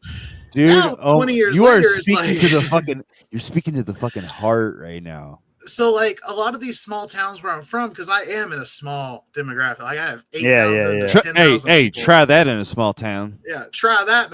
So, they took away one of our buffets. And I was and then the buffet that opened up that was the best buffet was more Mexican and Louisiana catered. So it was like fucking crab legs, fucking what are those seafood boils, baby? Yeah, it wasn't what I grew up on with the orange chicken and the beef and the broccoli. Yeah. So then finally in 2023, like right around when Swizzle got out of jail, he was just like, where are we eating my first time out? I'm like, shit, you want to go to Golden Corral? And he's like, no. Where is Swizzle? He should be done smoking a blunt now. He was smoking a blunt. He was taking a shower. Shit gets in there. He was already drinking beers. So like, if he doesn't make it, Sweeze and Swizzle is coming back soon. It's I got fine. my setup. I mean, we have the star. So yeah, I will make this up to the chat of like I'm always repping that era of the podcasting and shit. So when Swizzle got out of jail, he wanted to eat somewhere. So I said Golden Corral. And he's like, no, let's go to China Buffet. So that's always tied back to my favorite buffet when I was like basically a divorced guy with 2 fucking Australian shepherds in an apartment. I was going to this sumo buffet and they let you bring your dogs. Oh, hell yeah. Like, all right, cool. That was where I named him Sumo. I love this lore, dude. Yeah, this is good lore. Yeah, so like when your girlfriend of 6 years dies during COVID, when she said she'd be back in 3 weeks, like you kind of just like everything falls apart. Wait. Let me pause you. Remember, I said your Swedish girlfriend died? I assume so. Fell off the face of the earth. I mean, she might have just blocked me and doesn't interact with Twitter like that. Jesus but Christ, where has she been? Like that's just the thing. Is where has she been? Like she wasn't around for the rise. So, I don't know. She's gotta be dead. I feel you. I was if you just started treating these bitches that mean the most to you like they're dead, you don't have to like have that heartbreak years later. So I feel you. Shout out my girlfriend. She a motherfucking real one. I still think about my freshman high school girlfriend. Three years prior to 3 years prior to COVID, I had like a cute half black girlfriend. And no, I'm just kidding. We Drew, are you True Cell right now? No, we dated. We moved in together like a year before COVID. And then COVID happened, and we're living together for a year and just drove each other nuts because we're both working from home. And I didn't take the lockdown seriously because I'm like an anti-vax chud. and she took the lockdown very seriously because I don't know, she's susceptible to fucking sucks. No. She's susceptible to like not being a chud, propaganda, and not being real ass. She had older parents that would visit us a lot, so she was afraid she was gonna get sick and then like kill her mom and dad. I'm just saying certain things until you just get to the point. It's because she's half black. But which never happened. Like I don't even think her parents got COVID. Like thinking back to it, but we were driving each other nuts, and then we broke up. But damn, dude, I blame the Trump administration, and then I also subsequently blame the Biden administration for ruining Joe Byron. For ruining my relationship with my cute half black girlfriend. And that's why I've been shutting out so hard. Well, that's what you got to do, bro. We're almost 40. Like Ian's got his shit figured out, but it's Sweeze. No, I fucking don't. We don't got to talk about how we're all almost 40. Buddy, I have nothing figured out. The chat is so jealous of Ian's daughter sending him. Does this cook? What was that meme like 3 weeks ago? It was the Kobe Bryant. It led to the Kobe Bryant. Yeah. It was the Oliver Tree. The Oliver Tree tribute video. Oliver Tree tribute into Kobe Bryant. And then what did she say? She's like, did I cook with this? Or it's like, I would love to have a, No, my teenage daughter is fucking sick. She rules. See? Yeah. And me and Drew are gonna be single until our late 40s. I'm gonna die. Look at now, Raphael.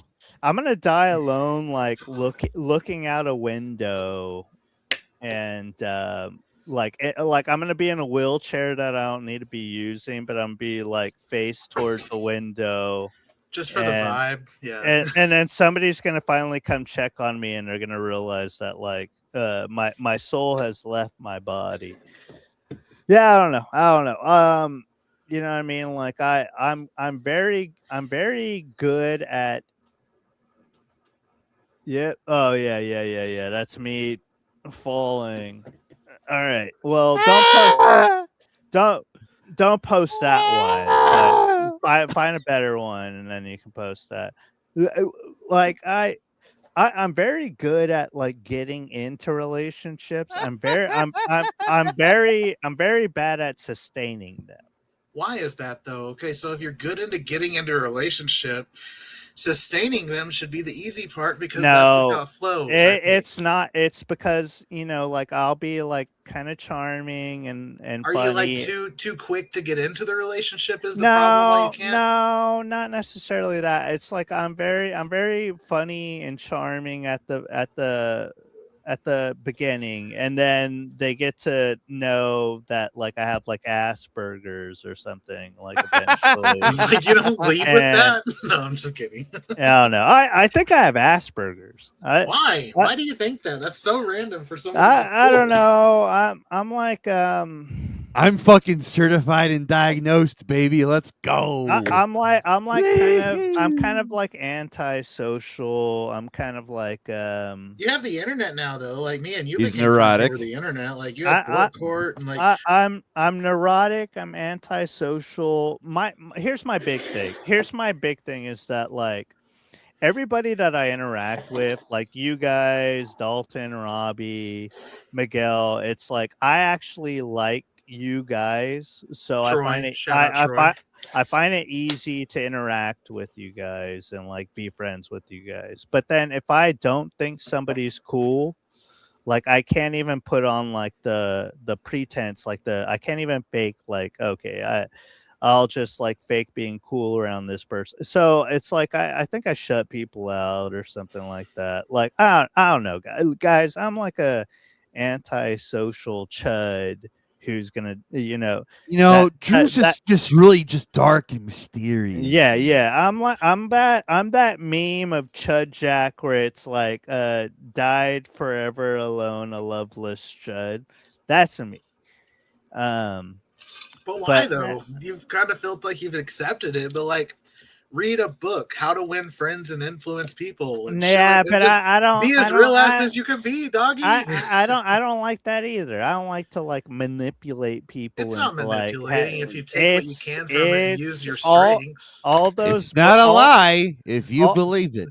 All those books that Tall guys tells us Sweeze. All those books that guys read in prison, like how to win friends and like the 48 rules of power or whatever the fuck it's called. Like all those are sociopath books, and I'm not a sociopath. Yeah, so it's like I like to form real connections with people, but the thing is that if I can't form a real connection with a person, or I think that you suck, it's like I'm just gonna ignore you and not interact with you and kind of think you're a piece of shit. I definitely agree. I could relate to that because I do shut down anytime somebody says anything negative. Like, it's just like you got to like take what you can from it. So like real life shit, if someone I know very closely went to jail while they wrecked the car drunk as fuck, listening to the Matt and Shane episode of Lemaire Lee and Danny Brown. So as their life is over and the cops are taking them to jail, they hear Danny Brown and Lemaire Lee talking about like blah, blah, blah, blah, blah, blah, blah. So then like when he goes into this social setting of like how to interact in prison and how to like win people over, and because he was forced from being that introvert type of like, fuck everybody, I just don't want to deal with anybody, I just want to watch my podcast and chill and play my video games, and each day, one day as it comes, he was forced into that, and he was able to use like Matt and Shane characteristics and war mode of just like back talking and talking shit and like giving each other, getting into the bit with these prisoners, to where at the point he was reading like Mike Rainey's fucking On Perks book to these Mexicans who barely spoke English. And he was able to use his strengths, even though he wasn't following the how to win friends and influence people. And Louis J. Gomez is always talking about how real ass that shit is and building relationships. I like to do it my own way because I imagine if I was in prison, I fucking hate bologna sandwiches and TV dinners, but like, fuck, okay. How am I going to get into a situation where I can navigate promoting a podcast like Sweeze and Swizzle when I don't really like people? Or how am I going to get people on the podcast when it's like, okay, one day I'm fucking cool, one day I'm trying to be chill, but podcast is fucking hard work. So like, it's very hard work. You're doing everything. It's actually the hardest work there is out there. Dude, it's actually so much harder than you would think. It's real, honestly, it's real blue collar. It's also very get hard. Get your hands in the dirt fucking type work, man. It's good to have pride in. podcasting is also very hard work when you have like 5 friends, maybe less. Right. You know what I mean? It's like okay, Oh well, boy, yet another Ian appearance. yeah. So Let I'm me so let me glad. cycle through my 3 friends, I was and so glad. we'll just. Now that I'm a part of the illustrious group of the Cuck Chair podcast guest of Miguel Silva, Dalton Pruitt, Ian 4 times, and Swizzle at 1 time. So I am just love appreciative his of voice so Drew, much. and then like I'm so proud of what you Dude, guys have Sweeze, done. you're the biggest get of this podcast. So I'm honored.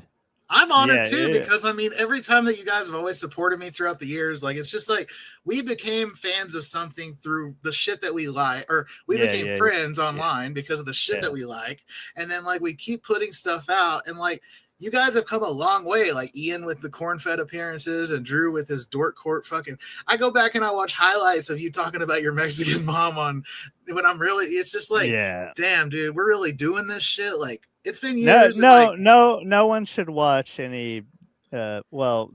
Yeah, don't go through the archives because support Dork Court. Don't go to the archives. Support Dork Court. Don't watch me on anything. But I will say, Dork Court was always weird because it was a like, dark time. It was like a weird time where I was going through like a lot of shit. Like I basically lost both of my parents, my grandparents, and I was just like, I wasn't doing stand up as like seriously as I was before, and so I was like doing the same shit over and over and like the same material, and it kind of it's so weird because it's like I met so many like comics, like even like prominent comics, like people like that are going.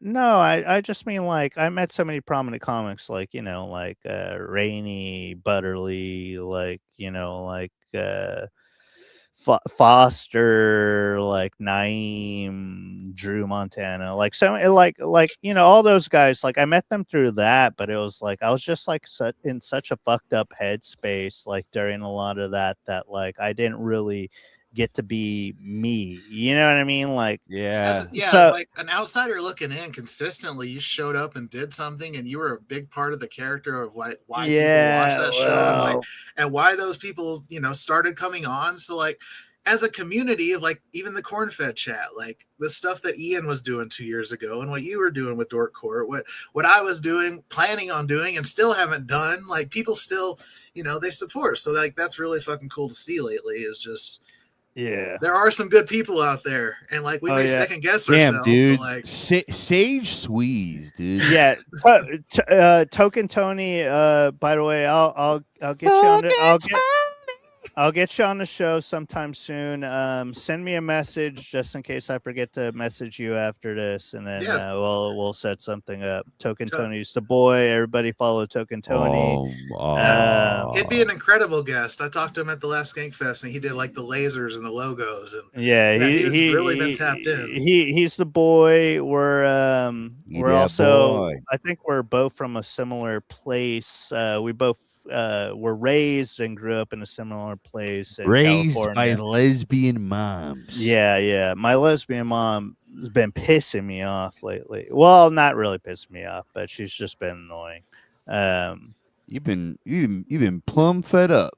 Dude, no, she came in. I've said this before. I don't know if I've actually said it on Cuck Chair, but I've said it definitely on like Corn Fed or Arena of Ideas before. But my lesbian mom, like, she won like a $250,000 settlement because she like slipped on something in a Walmart and fucked up her hip.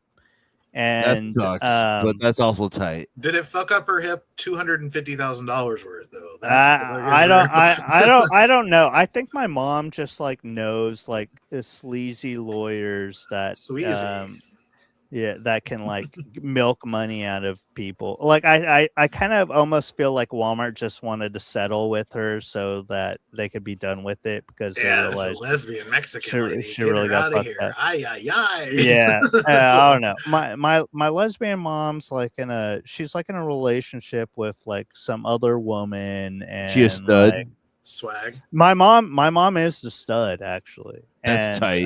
That's fucking tight. and the other one, I don't know what this other woman looks like. I don't really She's give a just shit. lost. She's just I don't in know, love with a dude. Mexican lady.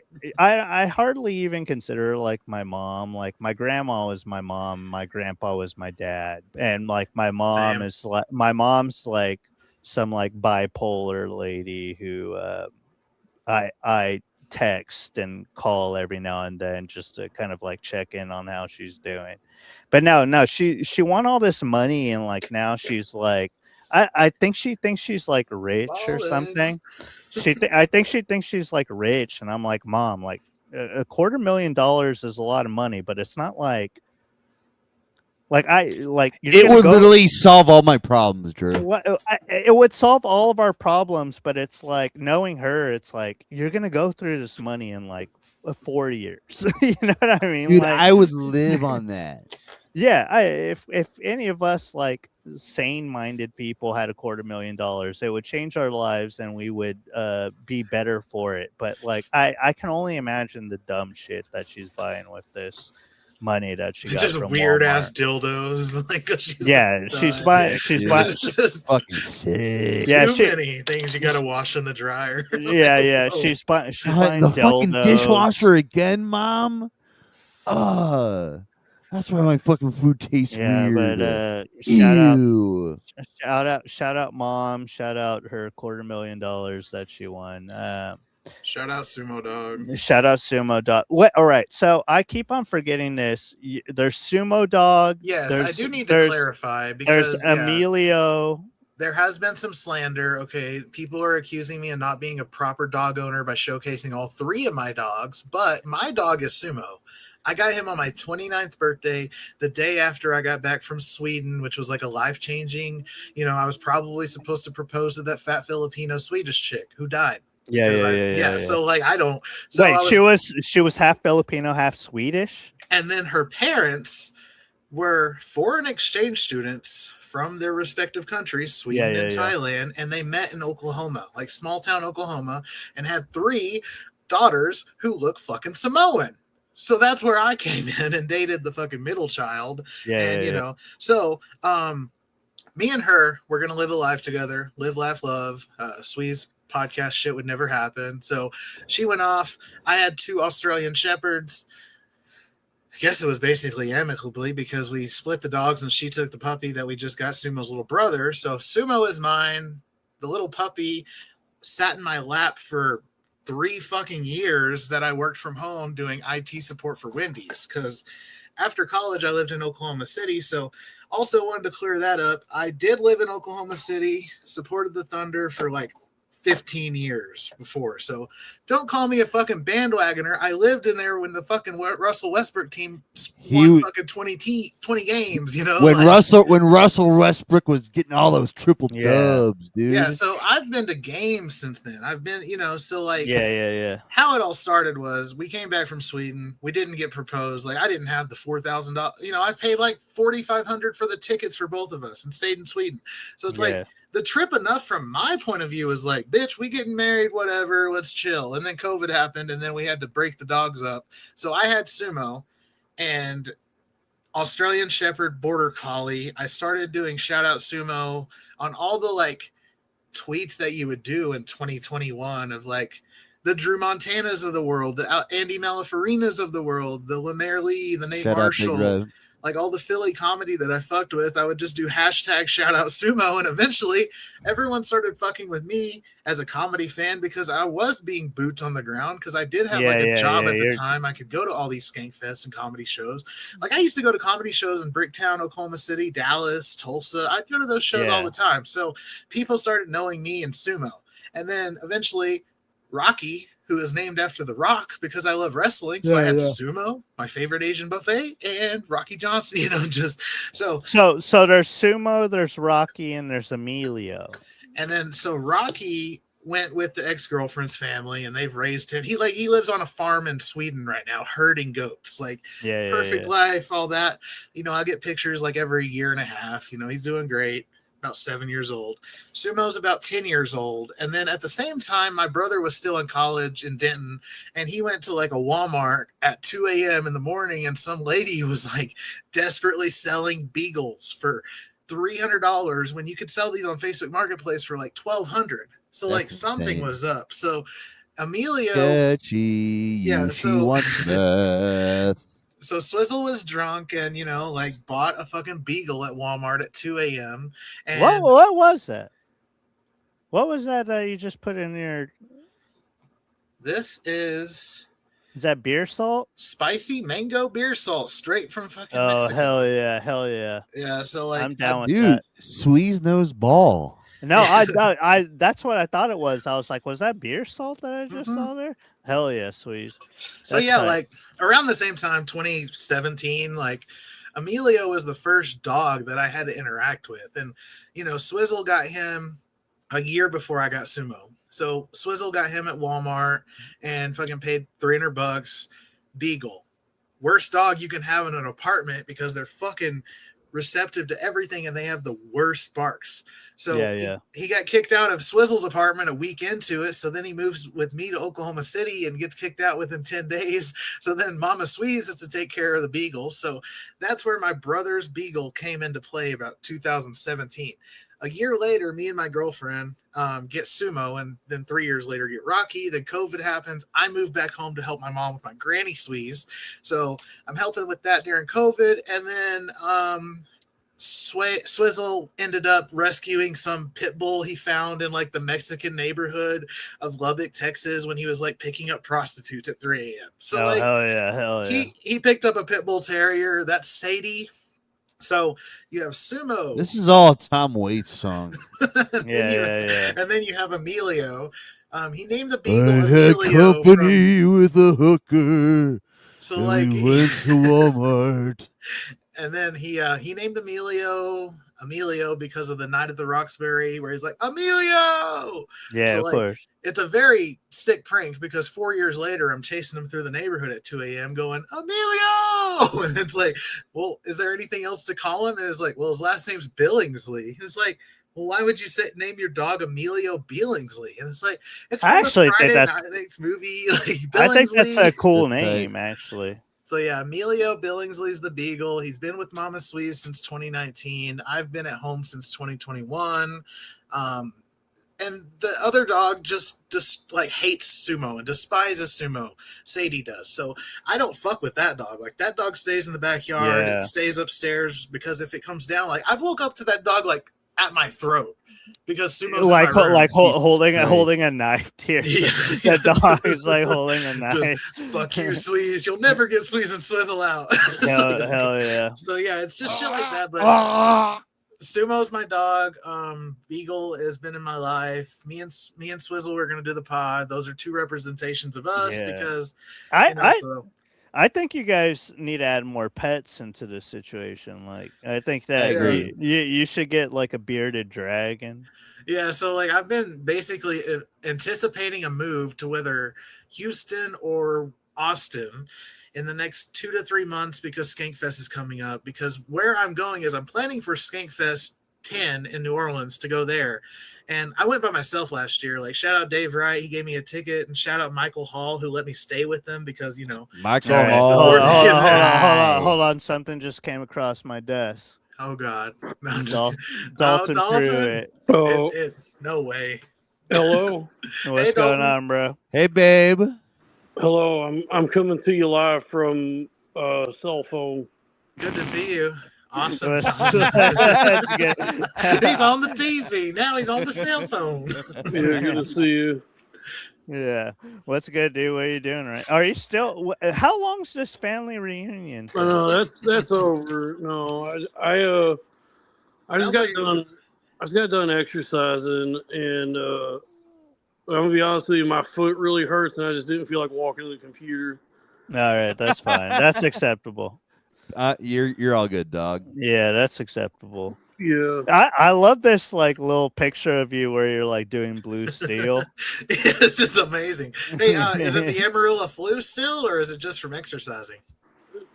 I am still kind of fluish. I like my left ear is feels like my left ear is clogged, and I don't know. I've been blowing my nose a lot. What, you got like a inner ear infection? Well, Yeah. no, see, this is what happens because I really had Taco Bell like 5 times last week, and I had like massive, out the other end, and then my ear clogged when I was, forcing it out so hard. So it's like, is that related to that? Did you eat too many enchiladas? Yeah, you strain too hard, and it can push all the fluids up into your ear. Yeah. That's kind of what I'm thinking. I got shit in my ear. Dude, I don't know what it was like that was going on as a child, but I used to get so many fucking inner ear infections. Same. Where, like I couldn't like hear shit. It just felt like there was liquid in my ear at I all always heard it was times. milk. Like my mom always said, "Oh, you're drinking too much milk." How much milk were you drinking for it to be going into your ears? I don't love milk. I guess enough to fuck up my ears. Dude, no, I also drank a lot of milk as a kid. Like we were going through like the gallon milks. Like we'd go through like 2 or 3 of those a week. There's literally a baby picture of me that my dad did as a bit because I apparently drank so much milk as a baby that they got a whole gallon fucking of milk and they put the fucking the fucking rubber part, the nipple. Yeah. They just fed it next to me. Dude, I love milk. Yeah, I love milk too, dude. We love a milk. Yeah, we love a milk. I like the milk that comes from titties. I like the milk that comes from a cow. All of my favorite snacks did like involve milk too. Like I would like eat hot Cheetos and then have a glass of milk to like erase the hotness. Yes. I would get like a. All right, so this is something that I found out was gross to people later on in life, and I used to think that everybody did it. Was my grandpa taught me that you took your peanut butter and jelly sandwich and you would dunk it into your glass of milk and then eat the dunked part of the peanut butter and jelly sandwich. No, that's no good. I've tried that. Nasty. It corrupts. Texture nightmare. Yeah, the texture, it corrupts the texture of the sandwich too much. What you gotta do is just take a big old bite of the PB&J and then wash it down with some milk. It actually sounds like a better idea, especially chocolate milk. I don't think I ever tried that. No, dude, a PB&J in the mouth, yeah, a big old swig of fucking chalky milk will fucking make you bust. That sounds crazy. Honestly, Ian, that sounds fucking crazy. Dude. That almost sounds like too good to the point where I think you guys are fucking gaslighting me again about this shit. Well, it almost seems sinful. That's that Midwest bullshit y'all be on with. It seems sinful, dude. Get on my level. My reservation about it is that a PB&J, especially the J, is already really sweet. Like there's so much sweetness in those flavors already that a chocolate milk I feel like would contrast with the sandwich. Like the absolutely not. Okay, I'll try it. Yeah, hey, don't twist my arm here. Right? I may have to try it myself. Actually, do you think you can get a PB&J from a bodega, right? Yeah, you think you can get that? I bet if you asked for that, they would have to go out into the shelves and grab the ingredients to make and be like, man, you're the first person that's ever even asked for this shit. Yeah, dude. Yo, what was so can you give us like a wrap up on your black autistic cousin? Like what were like the highlights and the main event? Okay, so first off, I don't know if he's autistic. Weird. Here's the thing. They've always said he's autistic, right? Which he may or may not be.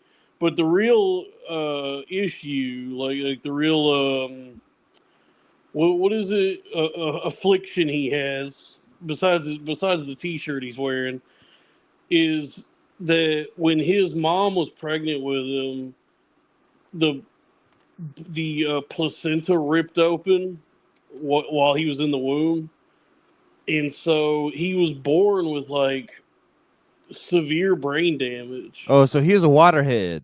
Yeah, like he has like some percentage of his brain has always been dead. Same, girl. Can't Yeah. relate. We've all been there. Been there, queen. Yeah, so like they always said like, oh, he's on the spectrum, he's autistic, and what it seems to me is like, no, he's missing like half of his brain, which I guess like can read his autism. It's not like but like my understanding of autism is, they are awkward and don't understand social cues, but they have, their special interests or that they're smart in some way. This guy, he's not smart in any way. He's like, He's just a dumbass. He's I think- pure goofball. I'm not, by the way, I'm not trying to like be mean to him or nothing, but I think he's like perpetually, his whole life, he's always going to be like 4 years old, basically. Like, even though in his like mid-20s now, he's just drinking Keystone Light as a 4-year-old mentality. Like, fuck. Yeah, I don't got a know guy if like that around here. I don't think I saw him drinking any booze. I don't know. That would be disaster if he did that.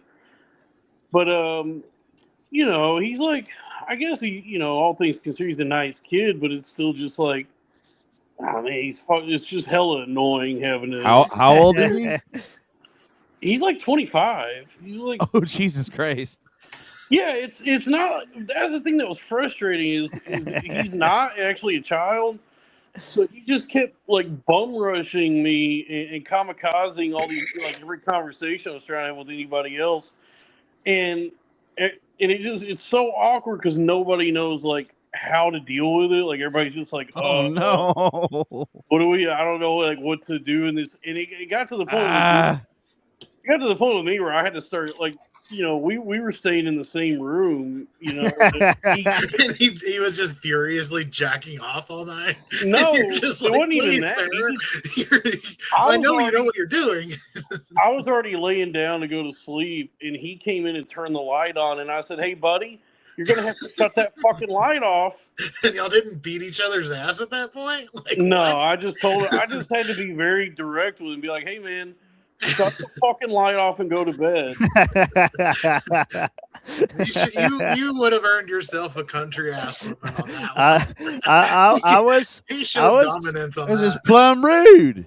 I was laughing so hard when you were talking about like how he kept on coming up to you and asking you how you guys were related, and you're like, I've already fucking told you we're cousins, dude. It's crazy. I've known him his whole life, and he still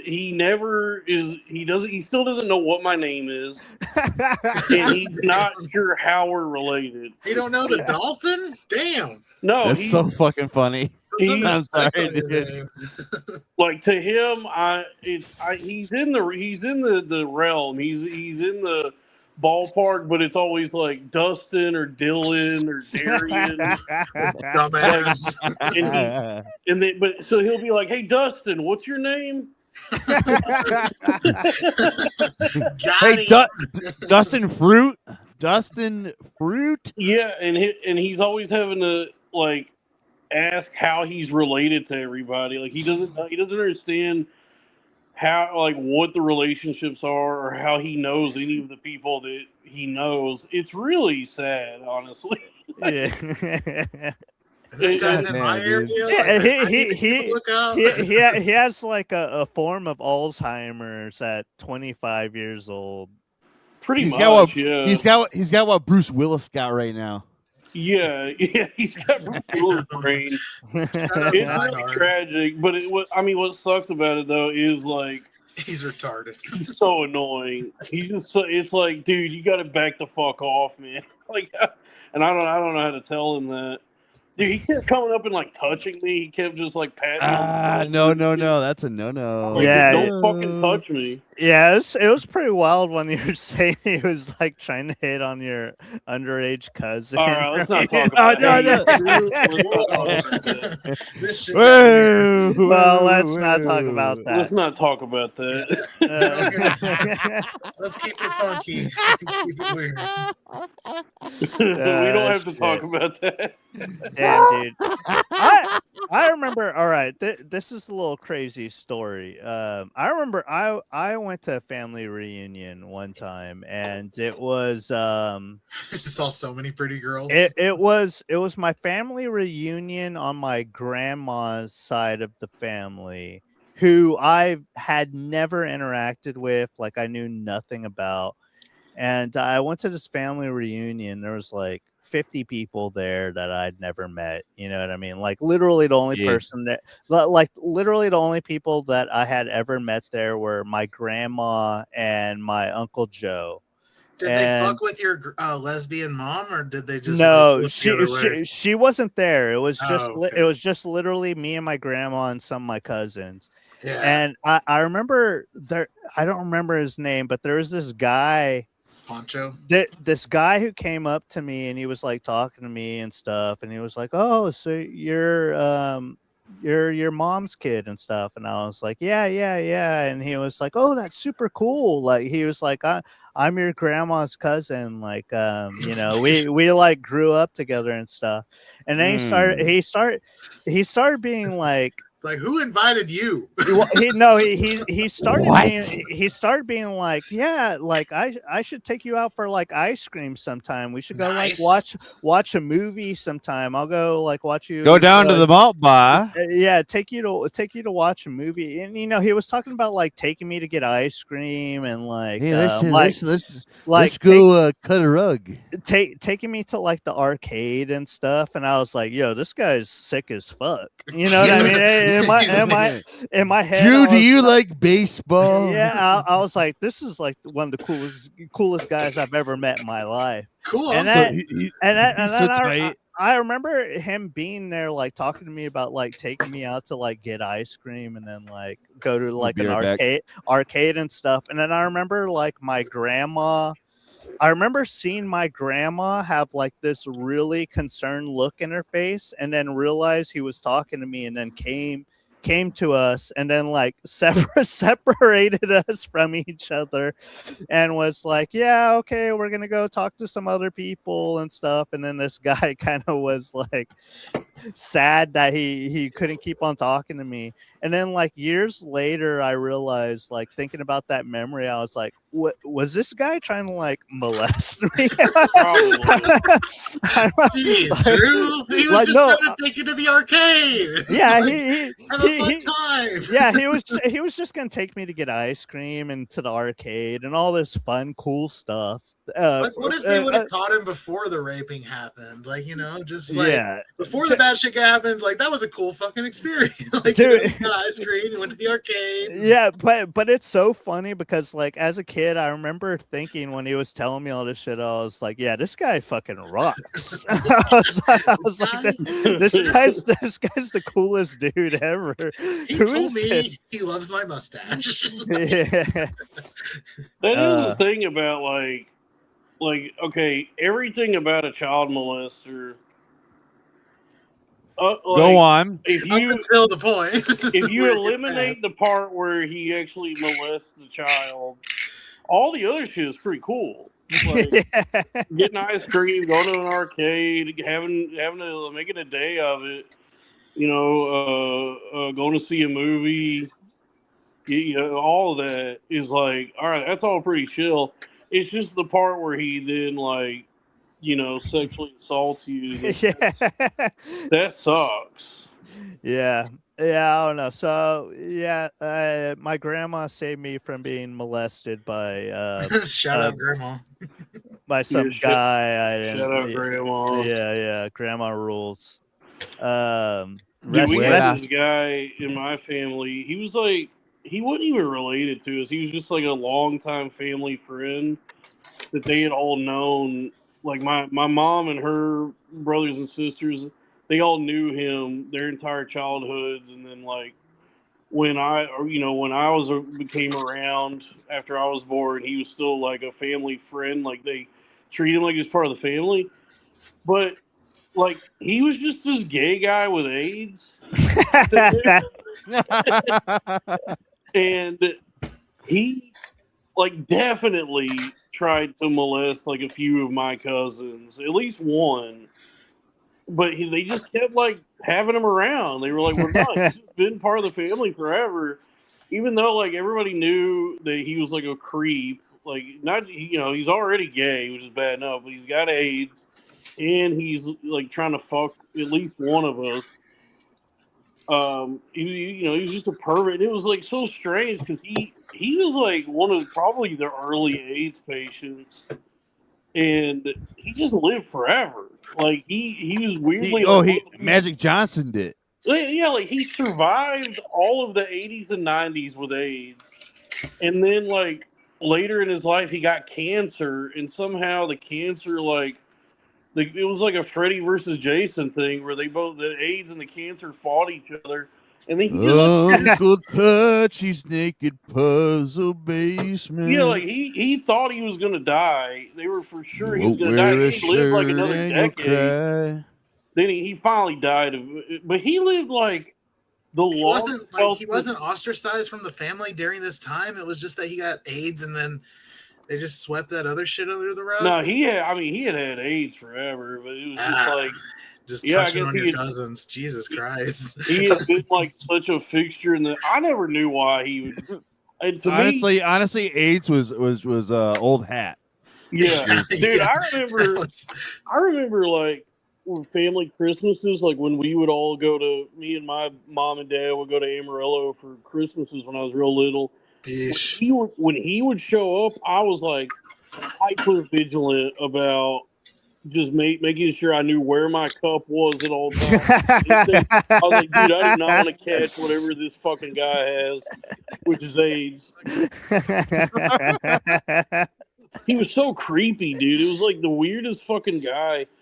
And I never understood like why they kept bringing like I guess because he was such a close friend of theirs, but he was just this like he had that like tan leathery skin that was always kind of wet. He always looked like he was wet, and he was just he had this sort of like Jeff Goldblum affectation, like the way he carried himself was very like Goldblum, but like if yes was gay and had AIDS, which I guess you would think Goldblum Goldblum does kind of come up just by looking at him. But yeah, he was a real creep, man. He's fucking dead now though. Yeah. God rest his soul. That's so fucking funny. Yeah. I've been looking. I mean, besides the guy that I just described at that family reunion, I didn't have many creepy like family members. Everybody was pretty normal. Everybody was either pretty normal or addicted to heroin. Nice. Tight. Yeah. So I don't know. I kind of lucked out family wise that in that regards, as there was no like immediate creepy potentially diddler guy in our dude. I got a cousin who was addicted to heroin for a long time, and now she's making like well into the six figures selling health insurance. Oh hell yeah! I already told me about her. Well, she's actually I shouldn't actually. I don't want to say too much about it's the Cuck Chair. It's episode 8. We're not behind the table yet, but let's let it fly. We're trying to be true still real ass as possible right now, dog. I got to keep, so as much as I don't really talk to these people that much ever, I guess I probably shouldn't put their business. Yeah, I've had some creepy experiences where like even before I started this stream or podcast, whatever you want to call it, like either from like Cuck or either from Dork Court or being on your streams, Dalton, like I said something about somebody, and like back then I was just like saying their full name, Yeah. And then As you do. and then I remember people like found those people through different things I've said about like where I lived or like, you know, Damn it, using their Troy. names and then messaged them. And then Troy.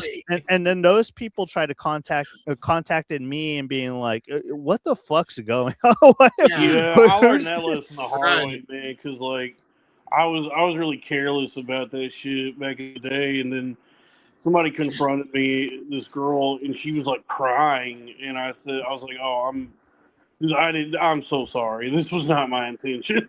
Yeah, because Raphael from the internet sent her a fucking clip of you saying this or that, right? Like that's just how it is. It's like remember that time Left Fur confronted Robbie, and it's like, I mean, just talking about me on your podcast. just like, oversharing personal shit that shouldn't have been put out there. Is Crowder Boys for life. Yeah.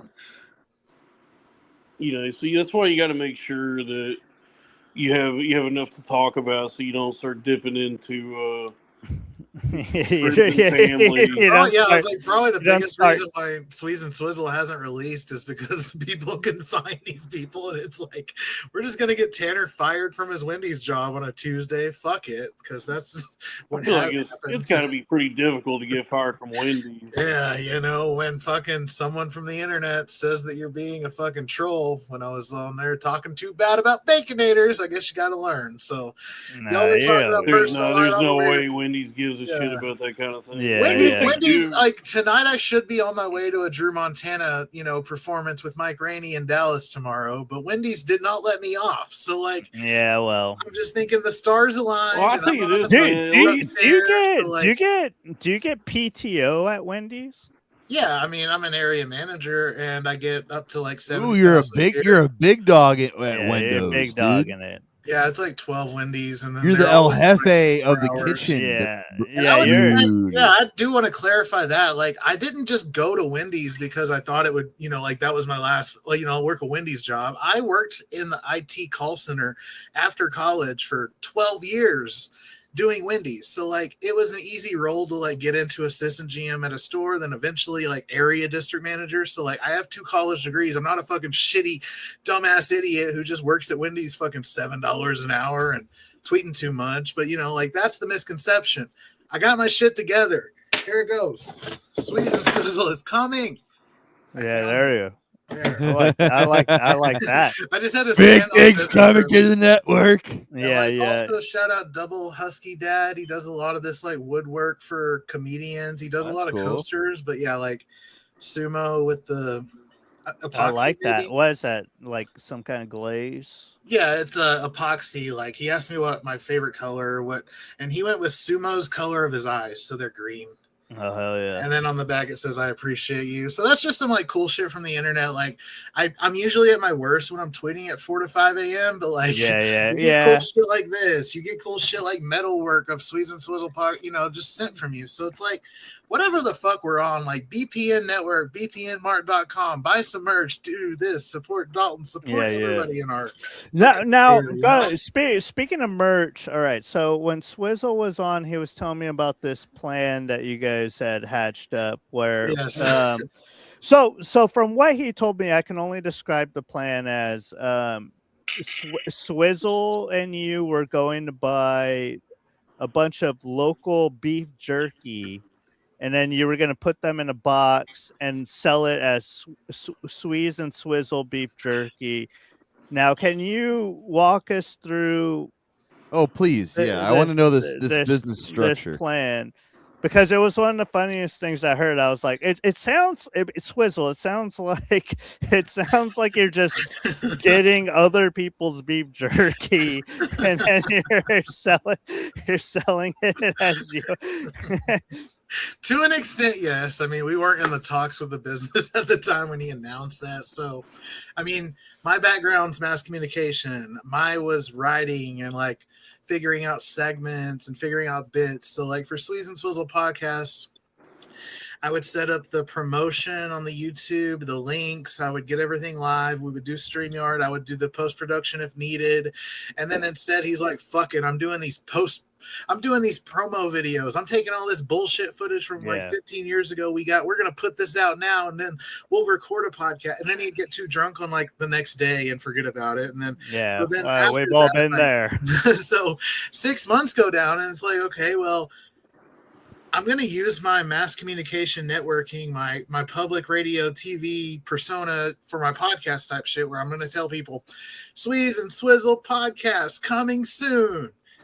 And then I would, these connections I made with like Dalton, or who does Corn Fed, or Sibling Revelry, like Doug and Paul on Rumble. They're all in this little sphere of people that have come to connect with like, just like Broseph Smith and Leighton Radner. So there's a good amount of people that we have, to where we're in such a small town. We started talking to local businesses about revamping their menus and redesigning it, and then just throwing it in AI and then sending it back to them like 90 seconds later and be like, yo, for $35, $40, this is it. And for $60, I'll give you like all of your menus, all of your food trucks, all of this. So there was an idea to make Sweeze and Swizzle, us jointly, come to like promotion, marketing, basically be a marketing firm, an advertising firm, because that's what I did as well. So he was more into the radio, the video, the production.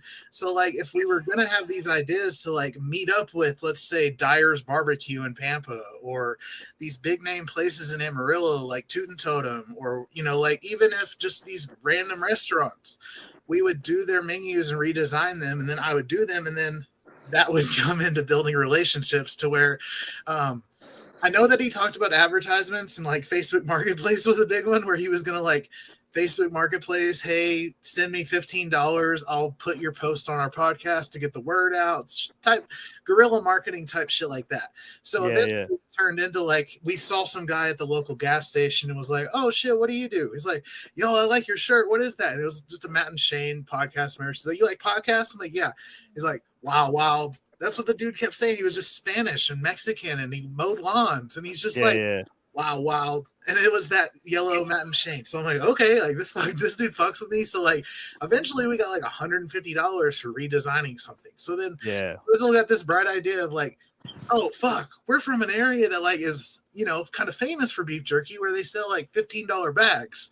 But if I start connecting with like my followers on TikTok and doing promotions on TikTok, I can go to this business and be like, okay, so usually your 3 packs of beef jerky go for $55 with shipping, but I could ship out the special Sweeze and Swizzle discount for $37, and then you only have to pay like $45 total, and we're saving you $17-$18 on shipping and stuff.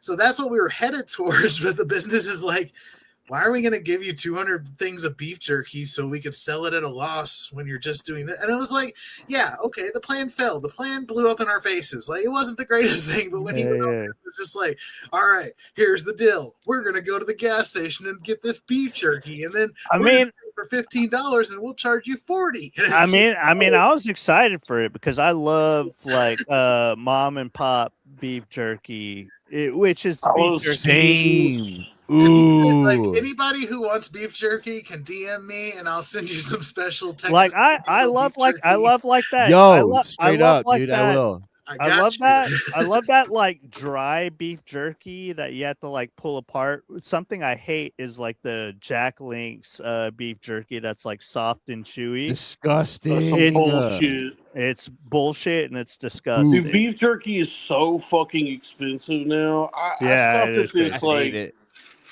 stopped at some shack somewhere that was like it the Love Shack, Dalton? It was some little stop that sold like dry, foodstuffs and pickles and stuff. Mm-hmm. I like stuffs. Artesian. Yeah. It was like a haberdashery or something. Ooh, a haberdashery. Well, like on the way. One of those like nothing Texas towns on the way to Amarillo, like Childress. And Childress. They had beef jerky they were selling that was 3/4 of a pound was $50. Yeah, Jesus yeah, Christ, that sounds dude. about right. And Sweeze and Swizzle were getting like a $22 offer on the $50 bag. So like, yes, Yeah. there was a point where Sweeze and Swizzle were going to market this beef jerky for $28 a bag when it's normally $50, and then we'd get a kickback on like 5 bags of beef jerky for selling like 200. But how the fuck are you going to sell people 200? Like, I can send 20 out. Like, that's doable. Hey, I would have bought that shit. I ain't gonna lie. I'll do it right now. You know, that's why the Sweeze and Swizzle buffet tour didn't fucking come out, because we ended up talking to some guy that would film it. Now he wants to hold us up for $3,200, and it's like, fuck you. That was my summer, you little bitch. the Mexican guy at the gas station. No, this was another guy that like reached out because he was a big supporter, and I remember like 3 years ago, I was with Miguel, and we were like, Miguel. we were like going to watch some show. I forget what the show was, but we had like 30 minutes to kill. We're chilling outside the venue, and Miguel and I were like talking, and this like random Mexican guy just kind of like wandered up to us and started talking to us, and like we could instantly tell there was something wrong with them. We could instantly tell there was something wrong with them, but he started telling us this story about how like a month or so before he was crossing the road, and he got hit by a car, and he like hit his head, and he got amnesia. And he told us like he doesn't remember anything about his life before then. He doesn't remember. He doesn't remember like back in the house. he doesn't remember like what he had going on. He just told us that he had amnesia, and he was just kind of like wandering around New York City trying to like put the pieces to his life together again. And we're like, oh shit, dude, that's fucking crazy. and then I remember like this guy named Dalton Pruitt. he was talking to us about this, and I remember he like stopped mid conversation and looked at Miguel, and he was like, "You're so handsome." No, that's what he said. He was like, "You're very handsome," and Miguel was like, "Oh, thanks, dude." He was like, as you do whenever you see Miguel in real life. I saw him at Skankfest, and he was like, "Hey, Sweeze," and I'm like, "Oh my god, Miguel!" And the Mexican guy was like, "You should do something with that." And Miguel was like, "What?" he was like, "Miguel, I want to see you in pictures." Miguel was like, "What do you mean?" Take Like he was like, Miguel was like, "What do you mean? I should like act or something like that?" He was like, "I don't know. You just need to do something with that. You're like very handsome." His ass is what he should have did. And then we started smoking weed before the show, and I forget. I forget. We were either smoking like a joint or a blunt or something, and then we passed it to the Mexican guy, and he took like a bunch of like deep hits off this like blunt or joint or whatever, and we're like sitting there talking, and he was like, "I gotta go." And we're like, "Yo, wait, what's wrong?" He was like, "I'm too high. I gotta go." And basically, we just got this guy like too high. We got him like too high, and he had to just like walk away. You didn't even tell him to subscribe to Dork Court or nothing. He just freaked out, and you guys didn't just let him leave. I don't remember. Could have been another subscriber. I don't remember where we were at with any of that stuff when this happened. This might have been when I first moved here like 5 years ago. I honestly don't remember. I just remember we got like a little Mexican guy way too high to where he was like, "All right, I'm dipping out of here." Yeah, it was good times, dude. Dalton, you need to get back out here, man. Let's look. Here's the thing about that. It's in the works, but when you talk about stuff, it can hinder you from I doing understand. stuff. Yeah, you know that's what I my mean? biggest problem. Is I've been talking about shit for 2 years, but haven't dropped fucking a decent episode of Sweeze. Don't talk about your plans. Talk about your success. Yes. Exactly. Dalton. I didn't know you were gonna drop truth nukes tonight, but all right, if you're every day I'm working towards something, and I just don't talk about it. Everybody goes like, "What's your plan? What are you gonna do with your life?" how are you gonna pay your bills? It's like Real G's move in silence. Don't even worry about it. The meme coin market is down right now, but don't even sweat it. Yeah. You're like, mind your own fucking business. Mind your own. I got business. My business. I got this shit. BPN is fucking moving. Yeah, Dalton, I know you have your plan in motion right now, and I have full trust in you. But if that doesn't pop off before I inevitably win, inevitably win the lottery, I'll fund you. I'll fund you getting back out here. All right, I appreciate it. There's a lot of shit I'm funding once I inevitably win the lottery. You're gonna blow through that money, dude.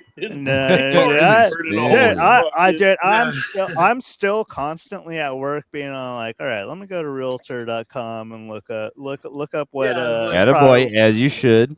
What properties are available in Manhattan. And we should get a crash pad and call it the BPN. Wow. Well, no, I mean, when I do win the lottery, I am going to fix Dalton's situation, but you're also not going to hear from me again, and I'm gonna constantly be on eros.com. Paying to have sex with porn stars. Paying to have sex with porn stars, exactly. Yeah, beautiful. Damn, dude, it's gonna be. It's gonna be so tight when. It's gonna be so tight when I finally win the lottery. Dude. Oh my gosh. Yeah, I look at the talent on Eros.com at least like once a week. Talent, yeah. For me, you got to drive like to Denver, Oklahoma City, or Albuquerque, and like, why the fuck would you drive to Albuquerque for Just why the fuck would you drive to Albuquerque? If there's some good talent out there, Dude, you just reminded me. There's this thing that's been happening on Twitter that's been cracking me up, where it'll be a post that's like, this actress stole every scene she was in, and it'll be screenshots of like Adriana Chechik. Gross. Why did the bitch break her tailbone again? So it's like these posts that talk about like, oh, this actress is so good in her performance, but then it's just like screenshots of a porn star from clips that I've seen already. Yeah, Skank said that about that girl. Isn't she like paralyzed now? Yeah, she was at a because she's like a lot of these porn stars. She also does like Twitch streams. Like Jump Zone or something. So she got invited to TwitchCon like years ago now. This had probably like 3 or 4 years ago now. And they were doing some sort of fucking American Gladiators thing where she and another guy were standing on these columns, and beneath them was a foam pit. And then she won in celebration, leapt off this column and dove ass first into this foam pit. But it turns out it was just like one layer of foam blocks and then concrete. So she just slammed her ass into this concrete, and it like shattered her fucking butt and spine. And so since then, she's been in instant recovery. I think like I watched like as I've been telling you guys, I've been getting into YouTube lately. Nice. I watched this video about, it was like basically a rundown of her life and shit, and then like essentially like she like grew up in a very religious household, and then like at one point was part of like an Amish community and stuff, and then like she was like a virgin at like 18 years old or something, and then one of her friends set her up with her boyfriend, or not her boyfriend. One of her friends set her up with her brother, and she told her brother that she was like into anal sex and like had like done all this shit, but in reality she was a virgin. And she said like when she finally met up with her friend's boyfriend, like the first thing he did was like have anal sex with her. It's just I saw an interview she did. It was a weird interview because during the interview she was getting fucked in the ass. So it was like she was being interviewed while Yeah, it was pretty cool. I believe it was Huh. Manuel Ferreira was behind her, and he was putting his penis inside of her butt while she was like doing this interview. But she mentioned that in that interview that the first time she ever like had sex or had an orgasm was because of anal, and so that's where she became an anal queen. And well, a lot of the work from her I've seen over the years, yeah, she is. I would say she is royalty in the anal community. anal community. Yeah. A pillar, really. Yeah. Hey, well, She nasty, dude. yeah, yeah, Nasty. I've been kind of dipping my foot in, but dipping my toes into BBW Yeah, porn. BB Dubs. That's cool, dude. That's cool. I like Yeah. That's actually super tight. Actually, Yeah, and you know what I mean. It's like it actually inspired something in me because like now I've been on Tinder and like I just like sweat like you're a little bit more liberal with your fucking right choice. I'm a little more liberal. all right. They're really nice. Dude, I'll tell you, like They'll cook for you. a bigger girl, like a girl's got a little meat on the bone. She's really She'll crush sweet. a buffet with you. They're really sweet. So sweet. They're so nice. They're really They'll love sweet. you so well. Yeah, no. So I've been a little more open to that on Tinder. But the thing about like New York City Tinder is like well one, it's like 50% of the accounts that you encounter are fake. Sure. Right off the bat, and then 40% of the accounts are like all the beautiful like rich girls who moved to New York City to like live out like their sex in the city fantasies. I just want to I want to do my version of Carrie. Like the most unattainable. What's going on here, Sweeze? I found this map. He found a mask. He found, ladies, folks. He found a mask. Is that like a Jabberwocky's mask? What? Are you about to do some fucking 6 spins? So, World Championship Wrestling Vampiro. WCW. Hell yeah. I like I like this. Anyways, actually across my desk. But Didn't mean to distract. I'm sorry. No, it's fine. It was I think we should all put on masks or funny hats. No, but it's like I don't know. It's just like I don't know what it is about the BBWs, but I'm in now. I'm in 100%. I'm in 100%. That's a good thing to be back into. Yeah, you actually were kind of like part of my inspiration about that, Sweeze, because I was thinking about you and the tortoise railing out all those tortas, and I was like, oh, you know what? Check this out. They have that attitude, yeah. So speaking of, when I was a kid, like when I was real little, one of the times I was visiting Amarillo to see the family back then. My uncle was like, you got to check out this Mexican place near my house. They got the best tortas, and there's this place called Happy Burrito. Dude, I remember for sure. This must have been 2006, 7, 8. I can't remember when it was, but I was real young, so might have been before that. But I just when I was in Amarillo again a couple weeks ago, I was like, man, I wonder if that place is still around. I found it. They moved because when I was a kid, it was like this little hut in a parking lot. Now they have their own Pizza Hut. Yeah, now they have their own building with bars on the doors and windows and everything. And so I went in, and dude, it was like real deal Mexican. Like I go in, and the lady was like, "Bienvenido, buenos dias," and I said, "Bien." Yeah. I wish that I would have known you were in Amarillo, because like there's this place across from the Hobby Lobby that's really good. And like, in Amarillo, you say across from the Hobby Lobby, somebody's gonna know where the Hobby Lobby in Amarillo is, and they're gonna know like across. Right. But like, if Drew in New York says, "Hey, go down to fucking whatever street," it's like, okay, you got to find some shit. But in Amarillo, it's like, if I say Hobby Lobby, boom, Mexican place, you're there. So like that, sick. Yeah. Well, Yeah. I'll tell you this, because I was at the Happy Burrito and they didn't speak any English. So Damn, you must have been pointed on the east side. I just pointed at a picture of a torta and I go, "This." And were you happy with it or no? Because when like people point at it, they would rather just say numero 7.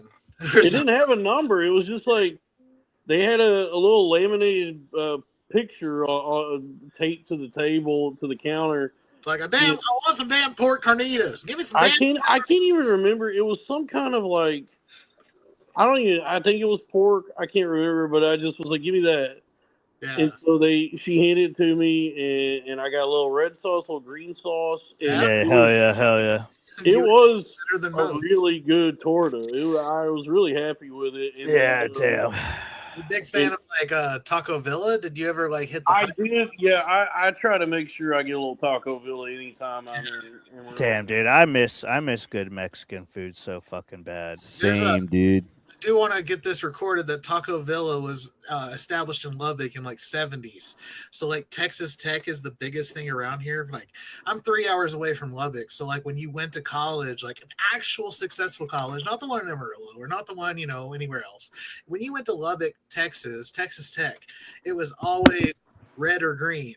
Red sauce, green sauce. And for Dalton to get red and green sauce is kind of like crazy. Just like they shouldn't be doing that. Nah, you got a little variety. You got to have the combination. I think Taco Villa has, like, since the last time I was there, it seems like they've upgraded or that they've expanded like what it is, because my whole childhood, anytime I was in Amarillo and you'd go there, the only the taco burger is awesome. I did get a taco burger when I was there. The taco burger. Attaboy. The only salsa I remember them ever offering was those little, like the same kind of cups that Creamer comes in, of that like just shitty fast food salsa they have.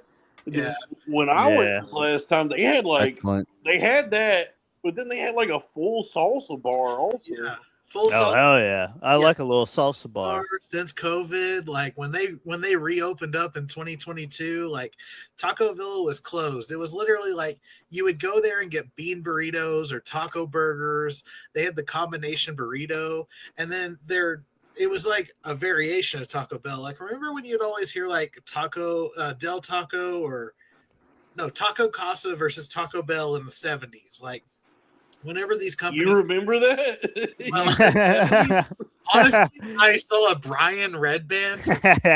Oh my god! Where Kill Tony, or where I call everyone on Kill Tony, but Kill Tony, Brian Red Band was on Joe Rogan and explained that like Taco Casa in the 60s took the Taco Bell original menu. Is Red Band isn't that fucking old? No. I think that's like I don't know. That's like almost 70 years old. Red Band. Yeah, I was like, check TikTok though, because there is a viral moment of. You know what? I think I saw too. I think I did see something like this. Because it piqued my interest that Taco Casa was mentioned, so I do remember this. But dude, Taco Casa is the shit. That was a priority of mine. Because I was in the DFW area this last weekend, and I was like, yo, I got to get some Taco Casa while I'm out here. Oh, hell yeah. Dude, I went buck-ass wild. I got a bean burrito. I got a super burrito. Dude, you totally can. Because, okay, the Taco Villa we're talking about in Amarillo, and it goes into Taco Bell, it goes into Taco Villa, Taco Casa. So Taco Villa was always known for their bean burritos, curly fries. Now, since COVID, they have a salsa bar. Yeah, they got a pretty sick salsa bar. Like Taco Villa is the shit.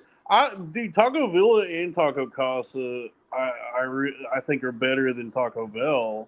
Yeah, like I'll choose if I. Are these more like fast food? Yes. They're like regional fast food places. So they're a step below. I've had Taco Casa one time in my life. Better or worse than Del Taco?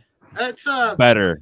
I would say Better. Del Taco I think it's has those, yeah. Del Taco has those $1.29, $1.59 I chicken mean, Del sandwiches. Taco, those came in clutch, dude. I will never not admit that, but dude, Taco Casa fucking ripped. I Dude, told I I grew my hometown. I grew up with a taco casa in the town I grew up in, and it was like it was always a treat. It was I always loved being able to get because the thing that makes it special is they have this like the whatever shitty shredded cheese they use a lot Perfect. of it. yeah It's yeah. They perfect, dude. fucking Hey, I've They told you hit, guys. dude. They fucking Hiroshima that all I over yeah. your fucking taco, I've dude. told you guys about how like when I was in high school there was like this black kid that he looked like a 36-year-old man when he was in high school, but he was fucking the hot Asian chemistry teacher,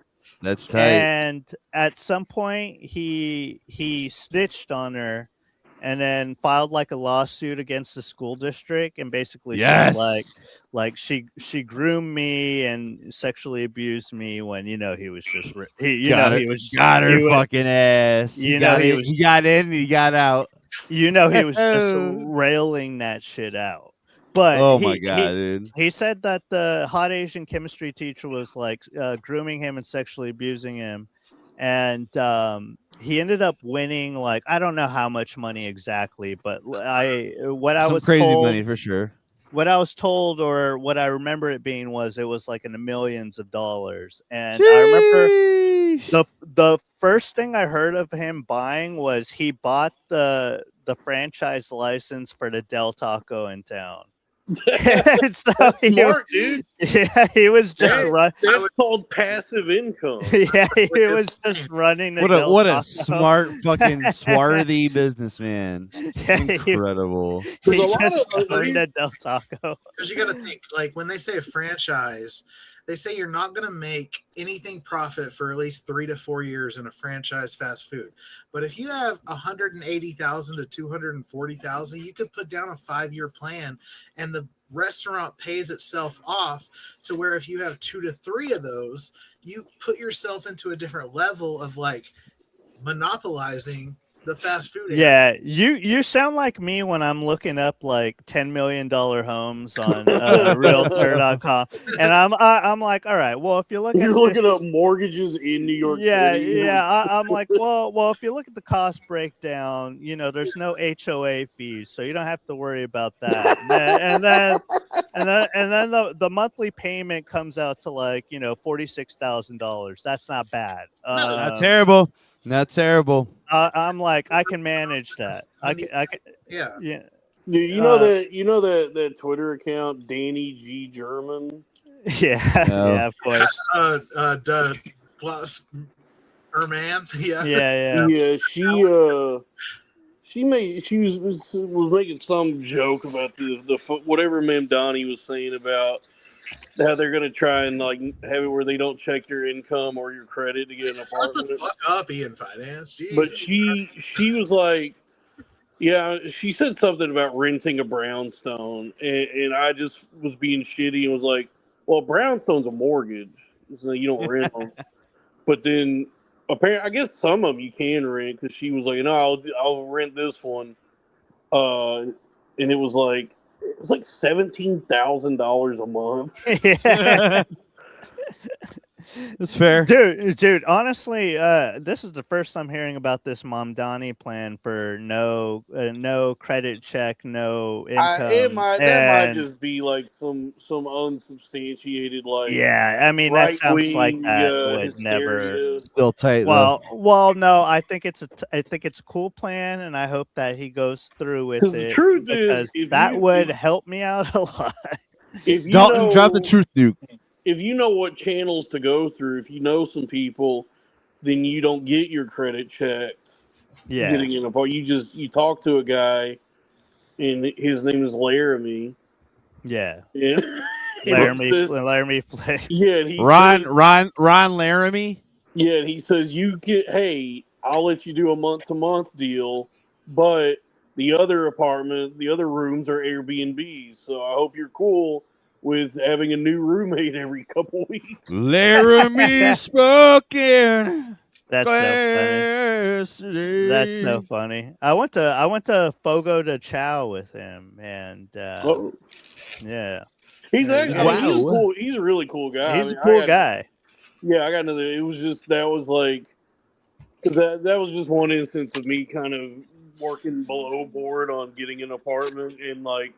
Wait, so does he own like a property or something? Yeah, so he like inherited a bunch of money years ago, and much like whoever this guy is that bought a Del Taco or whatever it was, Laramie bought a building in Bushwick, so he'd like come into all this money. Yeah, he came in all this money, so he bought a 3-story building in Bushwick. Jesus Christ! Yeah, so he's running like a Hey Arnold style tenement. No, That's dude, tight.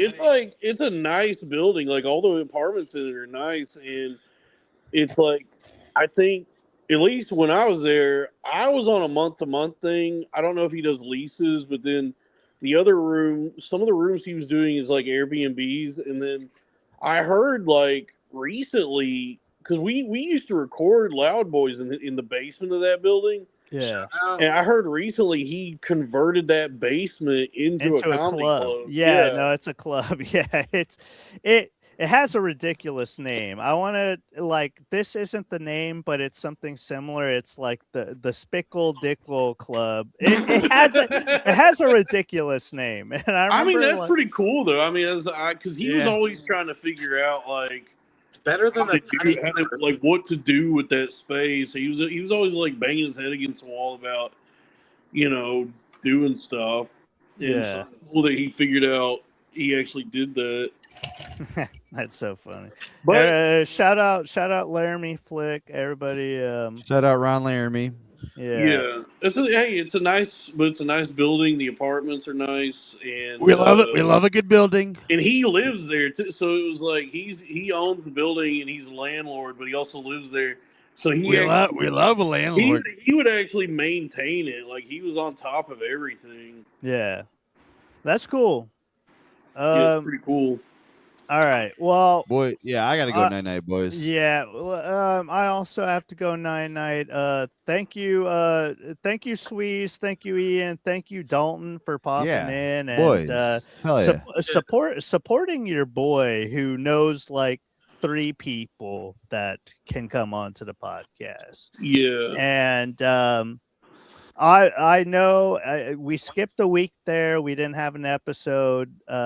Almost 2 weeks, honestly. But shit happens. I gotta pivot sometimes. I want you to know I will never try to book an African American comic again. I'm just Lessons learned. I'm just kidding about As that. the African comic that bailed on you guys a month ago, I'm glad that Swizzle was here. I'm glad that showed up. Thank you, Ian and Drew. Sweeze, Sweeze, do you want to tell the people about any content you may potentially dropping sometime soon? Yeah, so if you check the Sweeze and Swizzle Pod, youtube.com/Sweeze and Swizzle Pod, you'll find the Crack-A-Miko Sweeze and Swizzle Pod intro theme. I'm looking to do weekly podcasts, whether it be with Swizzle or not.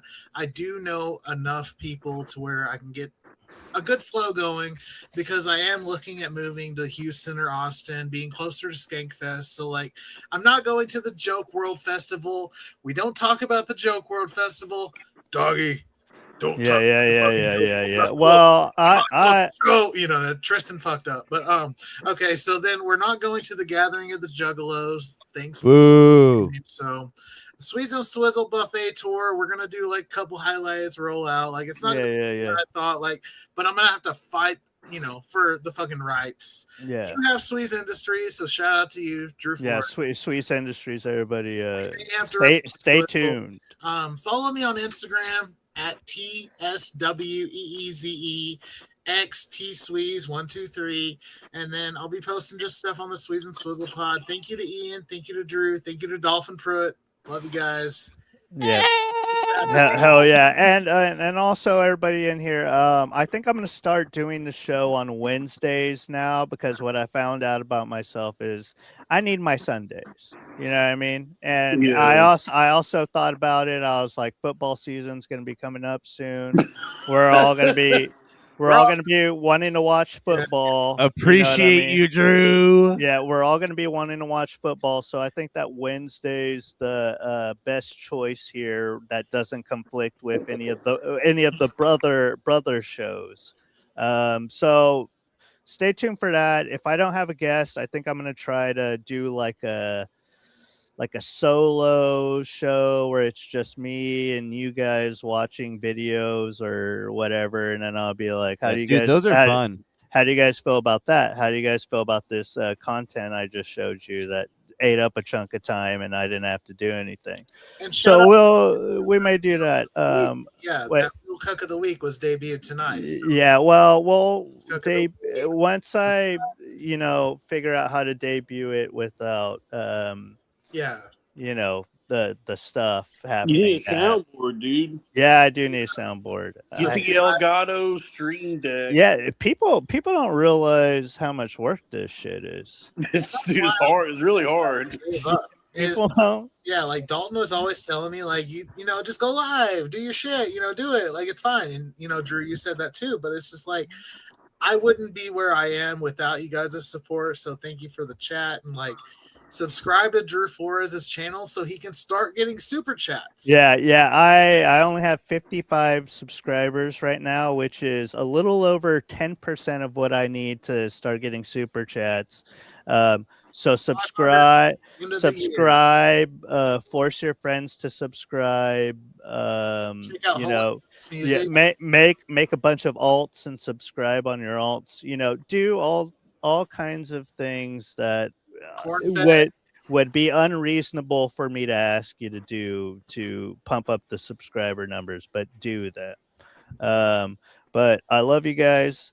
Thank you for being here. I need to remember that it takes like